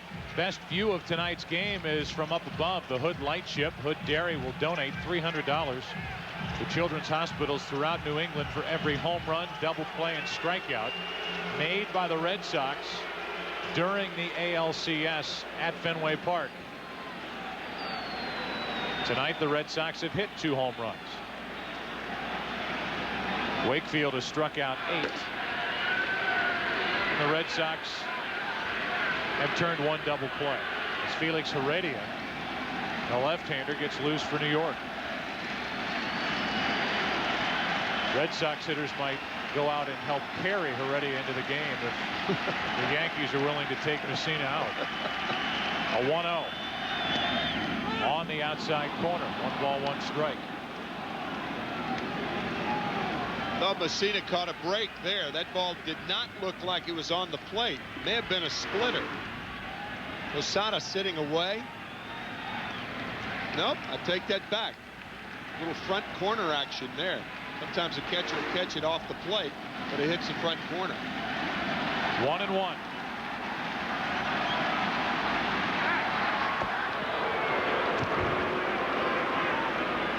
Millar doesn't run much and doesn't run all that well. 3 out of 5 in the stolen base department, in case you're wondering. The Yankees seem awfully bothered by Millar over at first.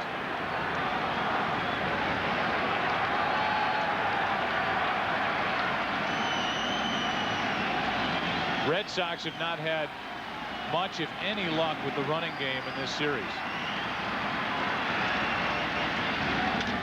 Nixon goes the opposite way. deep into left field and off the monster. Millar will end up at third. Hold there on a double by Trot Nixon.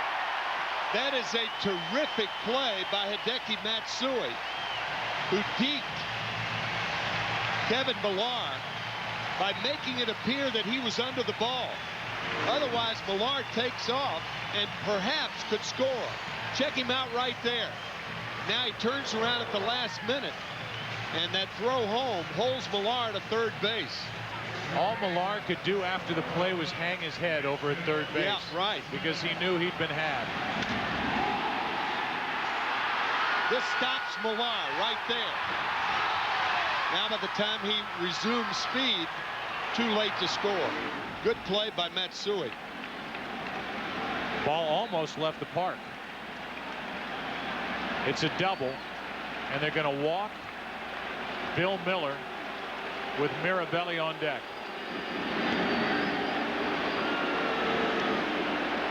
If you're going to pinch hit for Mirabelli, you have to take Wakefield out of the game, one would assume. And I thought initially that there was movement in the Boston bullpen. Well, Veritek, while he doesn't catch Wakefield during the regular season, caught only 2 of his innings, pitched over 200 innings, has caught Wakefield, and according to Grady Little, can catch Wakefield. So if they want to pinch hit, that option is certainly there. And here comes Veritek jogging out of the bullpen with all eyes on him. He's coming in to hit. He needs a U-Haul for all that stuff. He's got shin guards on and a bag full of equipment. There's a golf cart when you need it.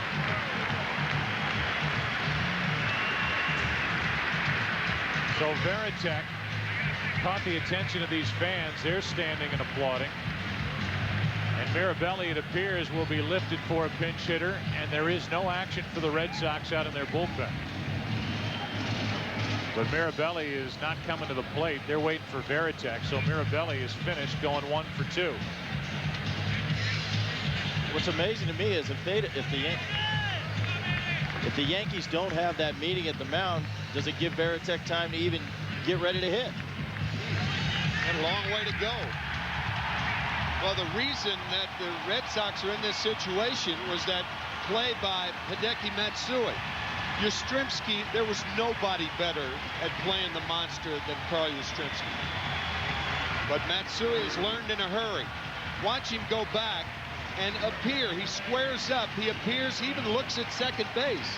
That holds Millar for a second, allowing Matsui to get the ball back in time to hold Millar at third. And not only deking him, but putting himself in a position to make a good play on the ball. Yeah, that's right. If that ball gets away from him at all, Millar would have scored. But it took a bounce directly over his head, and he was there to make the play to hold Millar at third. Now after the intentional pass, it's bases loaded, 1 out, and Veritek, after that long run in from the bullpen, is finally ready to hit.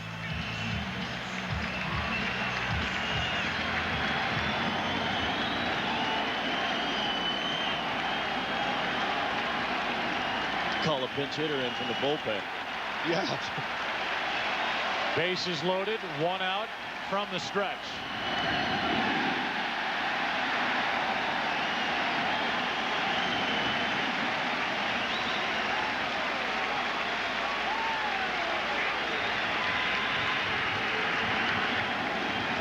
Veritek, who has come up with so many important hits for the Red Sox over the years, has been rock solid also behind the plate as their catcher.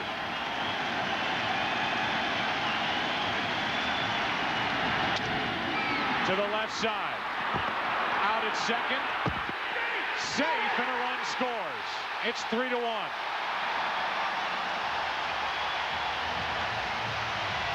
Terrific play by Derek Jeter to even make it close. Veritek perhaps getting down the line faster than he's ever run. That was a great. Watch this.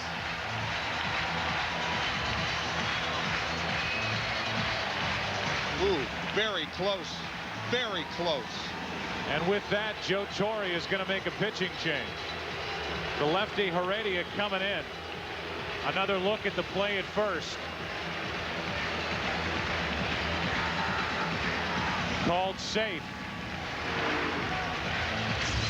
A run is on the board in this seventh. It's 3-1 Boston. Johnny Damon dealing with Felix Heredia. And the first pitch misses, ball one. We've had looks at that play at first base, and it certainly appears that Joe West, longtime big league umpire, the first base umpire, got the call correct. Right. Veritek's foot just beating the throw to first on the relay from Soriano. It's 3-1. Damon, 1 ball, 1 strike. This is the most definitive look at it. And you'll see the foot on the bag before the ball is all the way in the glove of Nick Johnson. Joe West getting a little help from Jason Varitek.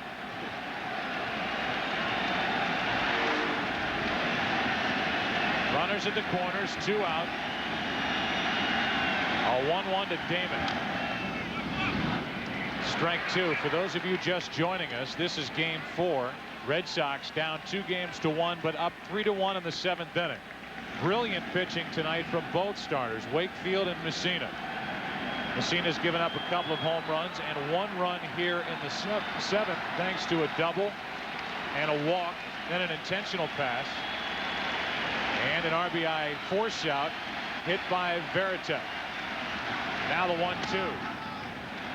Veritek's trapped between first and second, with an eye on the runner Nixon. Nixon coming to the plate. Now he's in a bit of a rundown. Spread at third, tagged out, and the inning is over. So with 2 strikes on the hitter, Varitek wandering off the bag. Don't know if the Red Sox are trying to steal a run there or Varitek just went too far. We've played 7 in game 4, and the Red Sox now lead by 2. Part of the order for the Yankees here in inning number 8. That means Giambi, Williams, and Posada. And after having to pinch hit from Mirabelli, Jason Varitek stays in the game. He does the catching. He caught only 2 innings this season with Wakefield on the mound. That came right at the end of the year. Otherwise, of the 202+ innings, Mirabelli caught 200 of them, as Embry and Timlin are both loose and ready in the Red Sox bullpen. That's wide. 2-1 on Giambi, who's 0 for 3 tonight.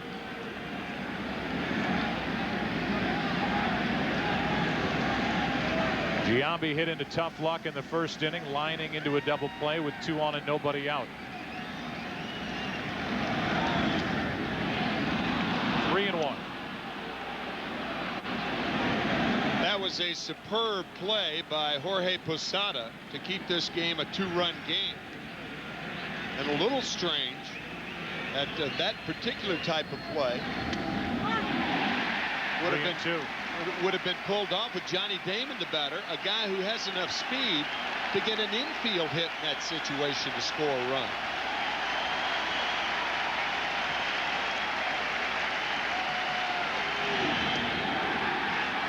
Low for a leadoff walk. 4 walks in this game by Wakefield. Here's that play once again. Millar goes halfway and stops. The one thing Posada does, he doesn't throw the ball too quickly. Takes a couple of steps, then a strong throw to second base. Soriano looks at Millar, and now he sees Nixon running. He throws to Posada, and now Posada gets rid of it quickly. And they tag out Nixon at third base. That's about as well done as you could do it right there. Tim Wakefield is being lifted, and he is glaring at the home plate umpire Cousins as he exits here in the 8th.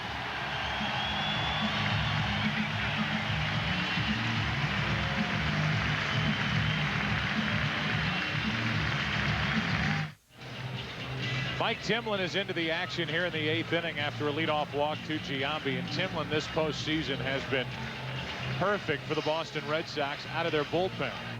And for a bullpen that struggled much of the season, Overall, this postseason, the bullpen for the Red Sox has a 0.79 ERA.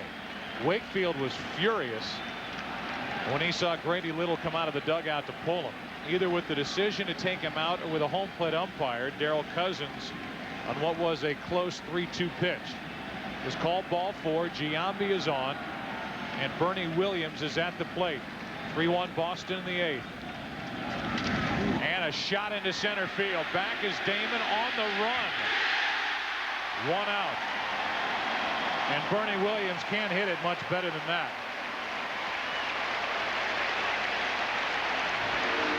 Johnny Damon can track them down and catch a fly ball as well as any center fielder in the American League. Playing relatively shallow.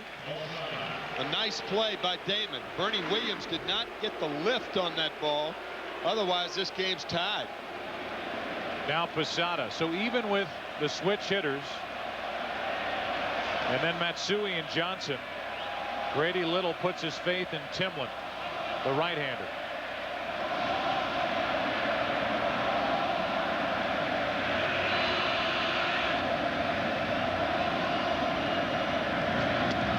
Crowd on Posada for his role in what went on here on Saturday afternoon in the war of words from the Yankee dugout with Pedro Martinez on the mound. Posada with power to left field. That's dangerous in this ballpark. The monster looming. 1 on, 1 out. 1 ball, 1 strike.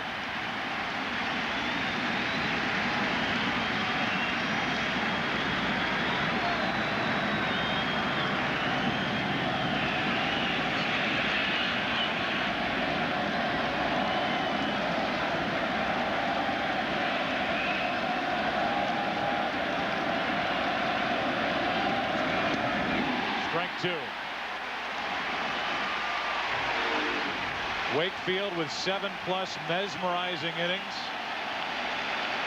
And now it's Timlin out of the bullpen throwing mid-90s. He has Posada set up at 1 and 2.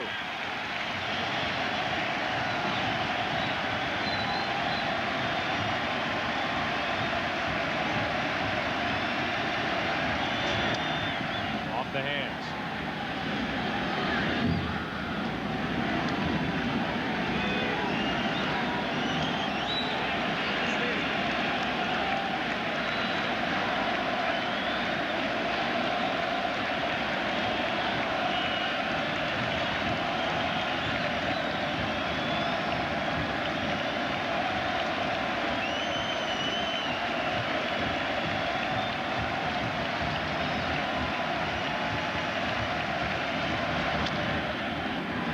No chance to turn 2. The flip to Timlin. Out number 2. Down to second is Giambi. Nicely done by Kevin Millar. He gave the ball to Mike Timlin in time to find the bag. One thing a first baseman wants to do, get it to your pitcher quickly, catch it, and then find the bag.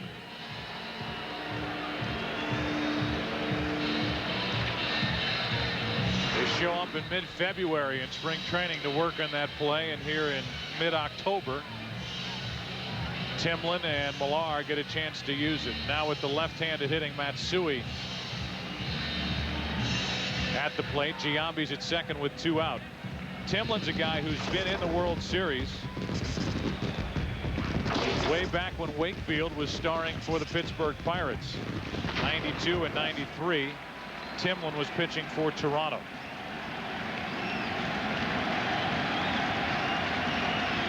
Won a ring both years. With 2 out, Matsui. Ball 1. Toronto beat the Atlanta Braves in 1992, and the Philadelphia Phillies on the home run by Joe Carter off Mitch Williams in Game 6 of '93.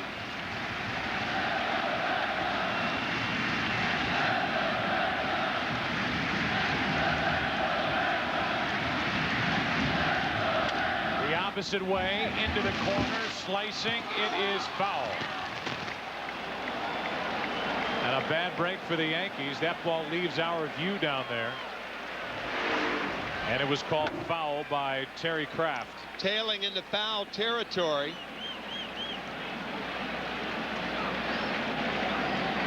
About 2 feet or so. There's now but 2 feet down there, right, Brett? If you keep that ball out of the stand, it's tough to hit a foul down. It is.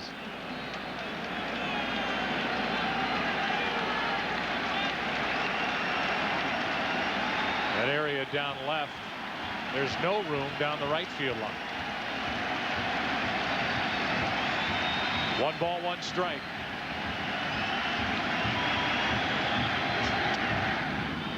Two and 1 on Matsui, who's 0 for 3 tonight. But that was against the knuckleball work of Tim Wakefield.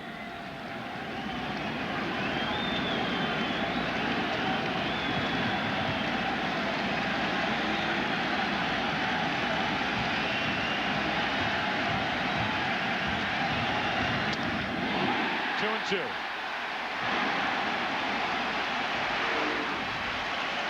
Veritek setting up inside, then jumps outside, just in case that runner, Jason Giambi, is giving location at second base.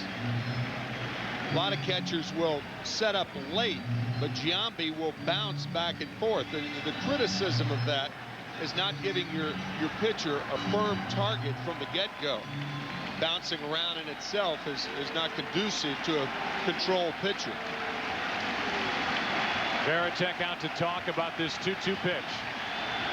Tying run at the plate for New York. Getting over.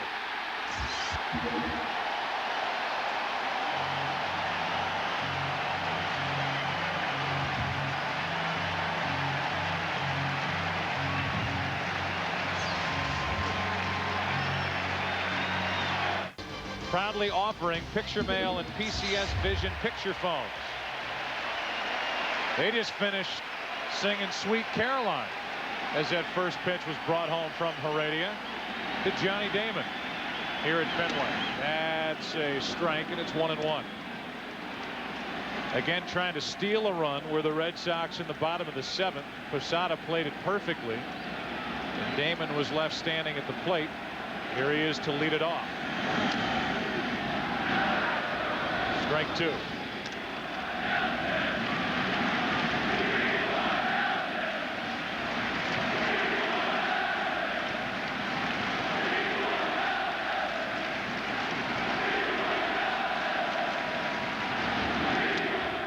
Just missed. 2-2.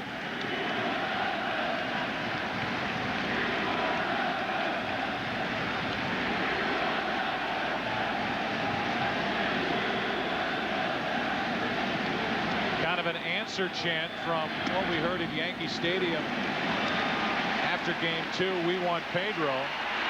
The fans here chanting, we want Nelson, who was involved in that fight in the bullpen on Saturday in the 9th inning. Damon sticks it out and pokes it to Jeter.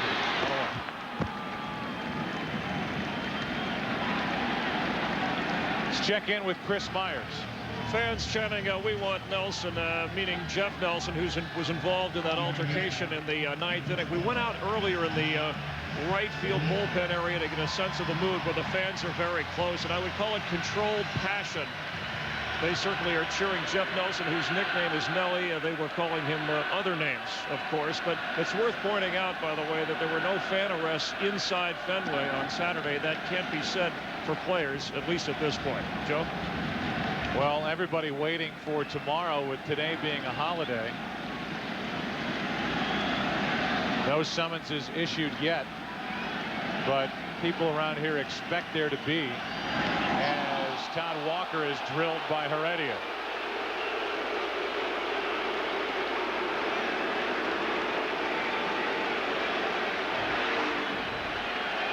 And that's going to get Jeff Nelson in the ball game with Garciaparra coming up. Todd Walker hitting the small of the back. Here comes Nelson to Garciaparra. Excuse me, Joe. I was going to say, here in Fenway, they want Nelson. They get Nelson here with 1 on, 1 out in the 8th.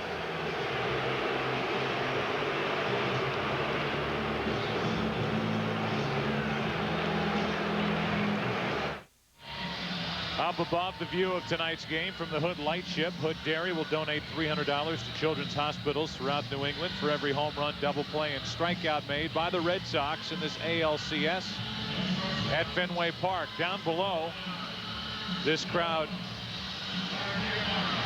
gets riled up after Todd Walker is hit by a pitch. Damian Jackson comes in the game. He'll do the running at first and take over at second. And then with the introduction of Jeff Nelson, who was involved with Kareem Garcia in that fight in the bullpen here on Saturday night in the 9th inning. Nelson is into the action, a guy that the Yankees reacquired, traded Armando Benitez, who they had picked up from the Mets August 6th, to get Nelson back. And so far, Jeff Nelson has recorded 1 out in this ALCS. Jose Contreras is more or less taken his main setup spot, getting to Rivera in the Yankee bullpen. Garciaparra at the plate, hitless tonight.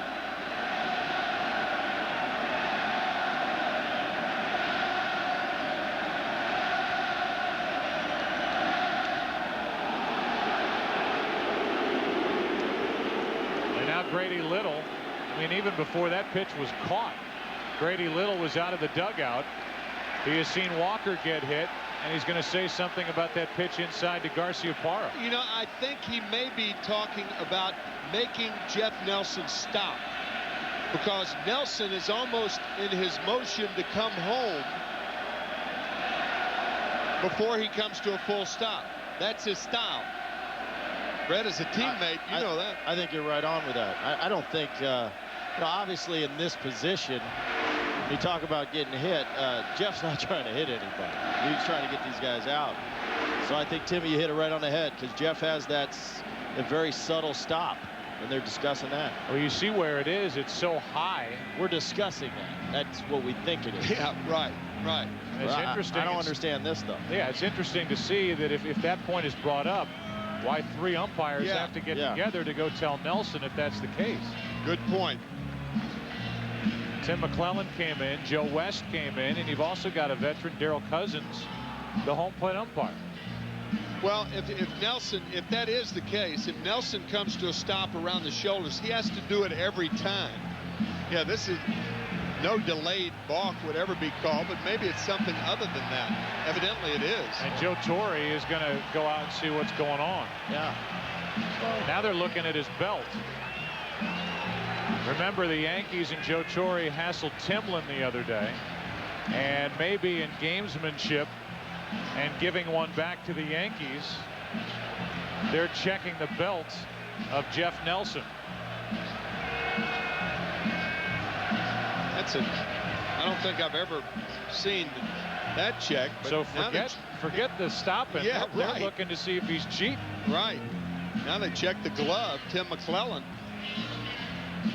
We got some gamesmanships going on. I mean, literally before that ball was caught by Posada, Grady Little was just waiting for one pitch to be thrown, and he was going to come out and have the umpires check the equipment of Jeff Nelson. If he was tipped off on something, or if it's just a little payback, or if he really believes that Nelson is doing something to the ball. Or playing. There's Grady coming out of the Boston dugout right there. But maybe he's playing on the emotion of what happened 2 days ago. First pitch way inside. Nelson, a very emotional pitcher. It was odd. What could have been in the belt? The belt buckle? Something to scuff the baseball? Yeah. Some sort of foreign substance? Keep it inside your belt, you can't get to it. Check on Jackson 2 times in a row.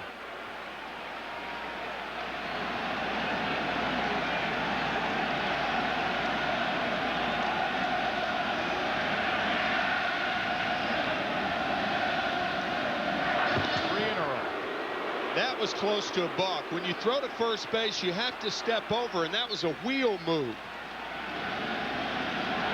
Very close to a balk. Nelson does not have a good move to first base. His body language is awfully interesting here as he deals a strike in at the knees to Garciaparra.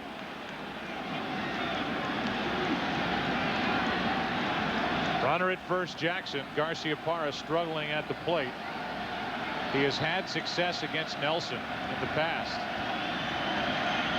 5 hits and 11 trips. Double play ball. Jeter to Soriano and on to first. So the frustration continues for Garciaparra. Nelson pumped up after getting out of this 8th, and now we go to the 9th. The Red Sox 3 defensive outs away from tying this series up 3-1.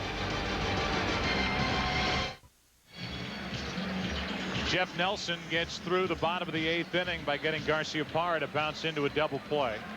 So now here we are with Boston on top by 2 runs, trailing this series 2-1, and they turn it over to the guy who has taken over as the closer, Scott Williamson. Williamson picked up from Cincinnati during the season. At one point was pitching so poorly there were questions as to whether he'd be even on the postseason roster. And now he has taken over a job once held by Byung-Hun Kim, who was also picked up during the season, picked up from the Diamondbacks.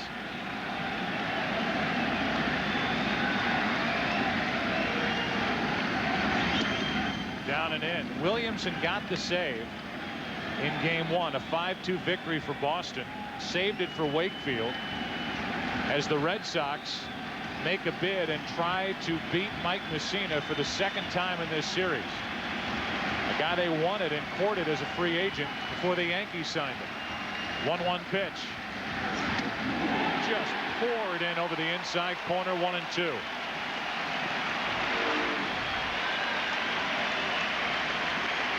Williamson, the hardest thrower in the Sox pen, similar to Timlin, a couple of miles an hour faster as Damian Jackson stays in the game at 2nd.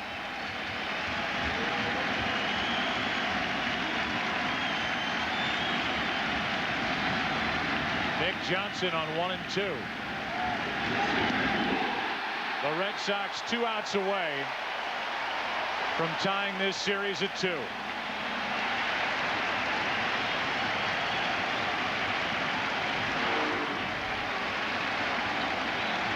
A tightly wrapped slider disappears to Johnson. Ruben Sierra is going to come off the bench and bat for Aaron Boone.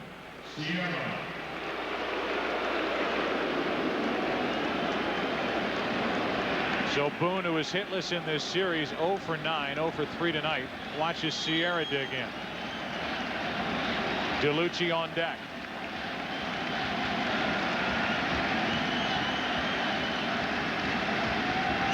Williamson bailed out in game 5 of the division series in Oakland, trying to protect a 1-run lead, walked the first 2 hitters in the 9th inning, bailed out by Derek Lowe, who is the scheduled starter for tomorrow afternoon's game against David Wells.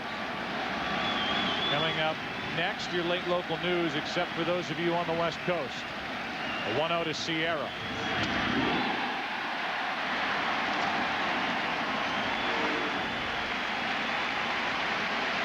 Tim, you've talked about it before. You would do Sierra a favor if you went away from the fastball if you are Scott Williamson. Yeah, Ruben Sierra's got that slider speed bat this late in his career. He's very effective with an 88-mile-an-hour fastball, but not this one normally. It's 1-2.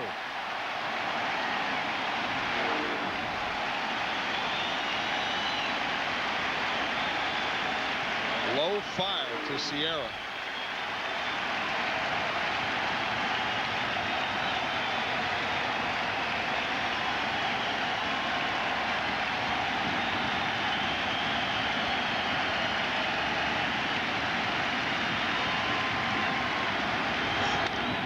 Into right field, well hit. Back is Nixon at the wall to wave goodbye. That makes it a 1-run game. It's 3-2 in the 9th. Ruben Sierra Gets it out of the park to right. And it's 3-2 here in the 9th inning. Guess what? He caught up to it. A low fastball from Williamson. Actually right inside part of the plate. About belt high.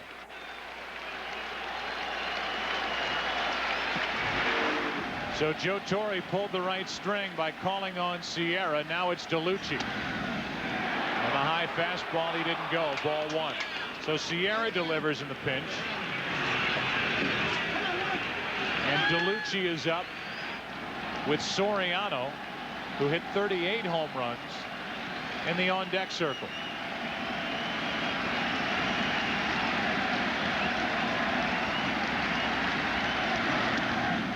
One ball, one strike.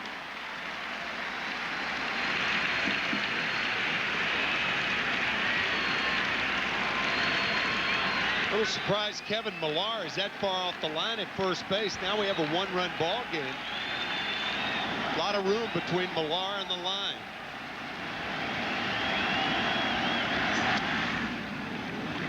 Two and one.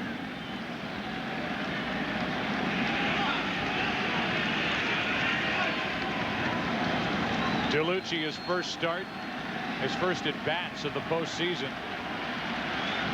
Been on base twice tonight.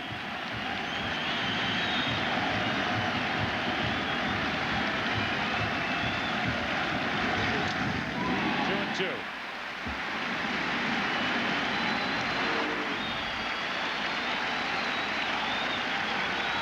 The Red Sox this season, including the postseason, 9-39 when scoring 3 or fewer runs. 0-9 against the Yankees this year. They lead 3-2 here in the 9th with 1 out, nobody on, and a 2-2 count on DeLucci.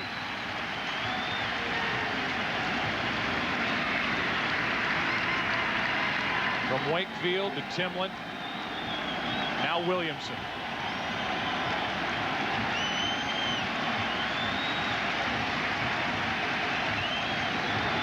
Two out.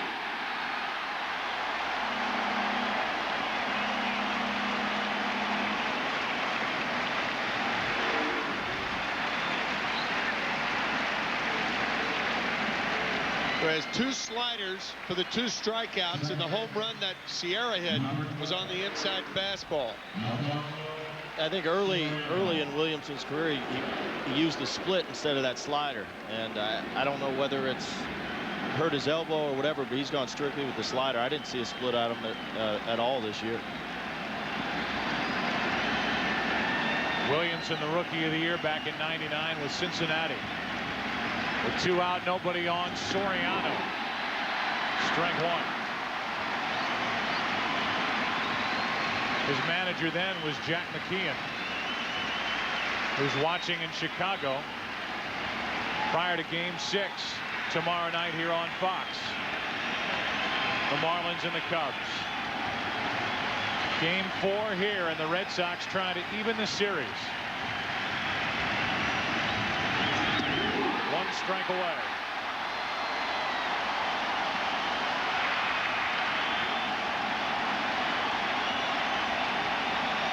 Williamson in a position to get Soriano out with the ball away from the plate. Outside. No sense in throwing him a strike the next 2 pitches.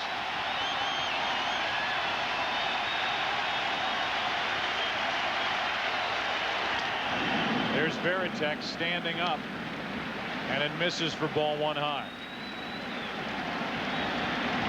Mr. Clutch for the Yankees, Jeter on deck.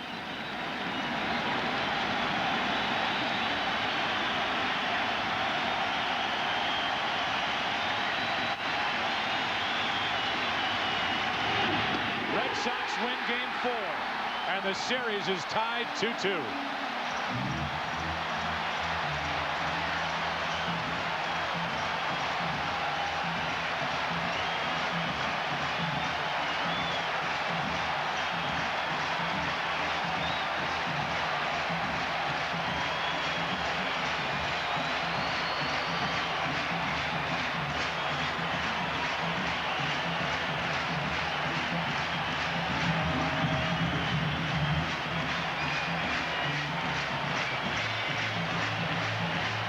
Tim Wakefield, the winner in game 1. Tim Wakefield moved up to game 4 after the rain out last night. And now the Red Sox have evened this series, and they have Derek Lowe, who was 11-2 at Fenway Park this season, pitching tomorrow afternoon here in Boston. Red Sox even the series tonight. Tim Wakefield with both wins, game 1 and game 4.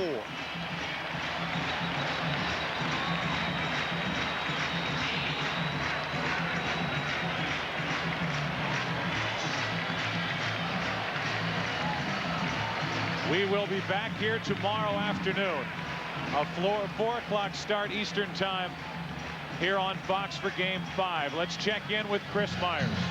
All right, well, the fans are hollering. We're with Tim Wakefield, his second win here in 4 games. Congratulations, given the volatility of this series so far. How much did emotion play in this win tonight? It played a lot. You know, being rained out yesterday, I think it got everybody just to cool down and just play baseball. And you know, my emotions got out of control there in the 8th inning. I apologize for that, but you didn't want to come out. No, what I knew, I had one hitter. If anybody ever got on, I was going to be done, and you know, my emotions took over, and I apologize for that. But that's why we play this game. We're full of emotion, and this is a unbelievable crowd, and I'm just thankful that I can put this uniform on and go out there and compete every day. What went through your mind in the 9th when Sierra homered and made it a 1-run game? Well, I had confidence in Scotty that he could get the job done. I mean, Mike Tim did a great job in coming and getting me out of that jam when I got Giambi on base, and then you know, we had a 2-run cushion, so the home run didn't hurt us, and Scotty did a great job finishing it up. How about the pitching against this Yankee lineup? The last win, I think it was 2 strikeouts. You had 8 strikeouts tonight. What was the difference in the knuckler from your point of view? I felt like I was in the strike zone a little bit more, and I had a little bit more movement today than I did there. I had some movement there, but the bottom wasn't dropping out of it in New York, and it was today. And they talk about, you know, Red Sox history. Did the weather, obviously it was a benefit for you guys. Somebody looking over you? No, I mean, the weather doesn't really play a factor in me. It wasn't cold enough, but it was just perfect weather tonight. It was nice and cool. But the rain out to give you the chance to start here. Yeah, the rain out. I was going to start today no matter what, and I just wanted to give Berkey an opportunity to pitch in game 6. All right, so now it's all even. A thought on tomorrow afternoon here? Yeah, let's go get him. Okay, thanks for your time. All right, we appreciate it. Tim Wakefield joining us here. Let's go up to Joe Buck. Joe? Chris, thanks. Red Sox win at a final of 3-2. The coordinating producer of Major League Baseball on Fox and the producer of today's game is Michael Weissman, the director Bill Webb. Steve Horn assisting us up here in the booth, the tape producer Aaron Stoikov, the associate director Kathy Hunt, the broadcast associates Eric Billigmeyer and David Duvall, the VP of field operations Jerry Steinberg, our technical producer Dave Hill, the studio show produced by Gary Lang, directed by Bob Levy, and the coordinating producer of the studio show is Scott Ackerson, senior producer of Fox Sports Bill Brown, and the executive producers Ed Gorn and David Hill. Final score 3-2 Boston. They've evened this series at 2 games apiece. 2 big home runs tonight. One by Walker, one by Nixon. The pitching good enough for Boston. And they win it 3-2. The series is even. There's tomorrow's starter, Derek Lowe, pumped up for Boston. He'll be on the mound against David Wells. For Tim McCarver, Brett Boone, and Chris Myers, I'm Joe Buck. So long from Fenway. Jeannie and Kevin Kennedy will be along after these words. Good night from Boston.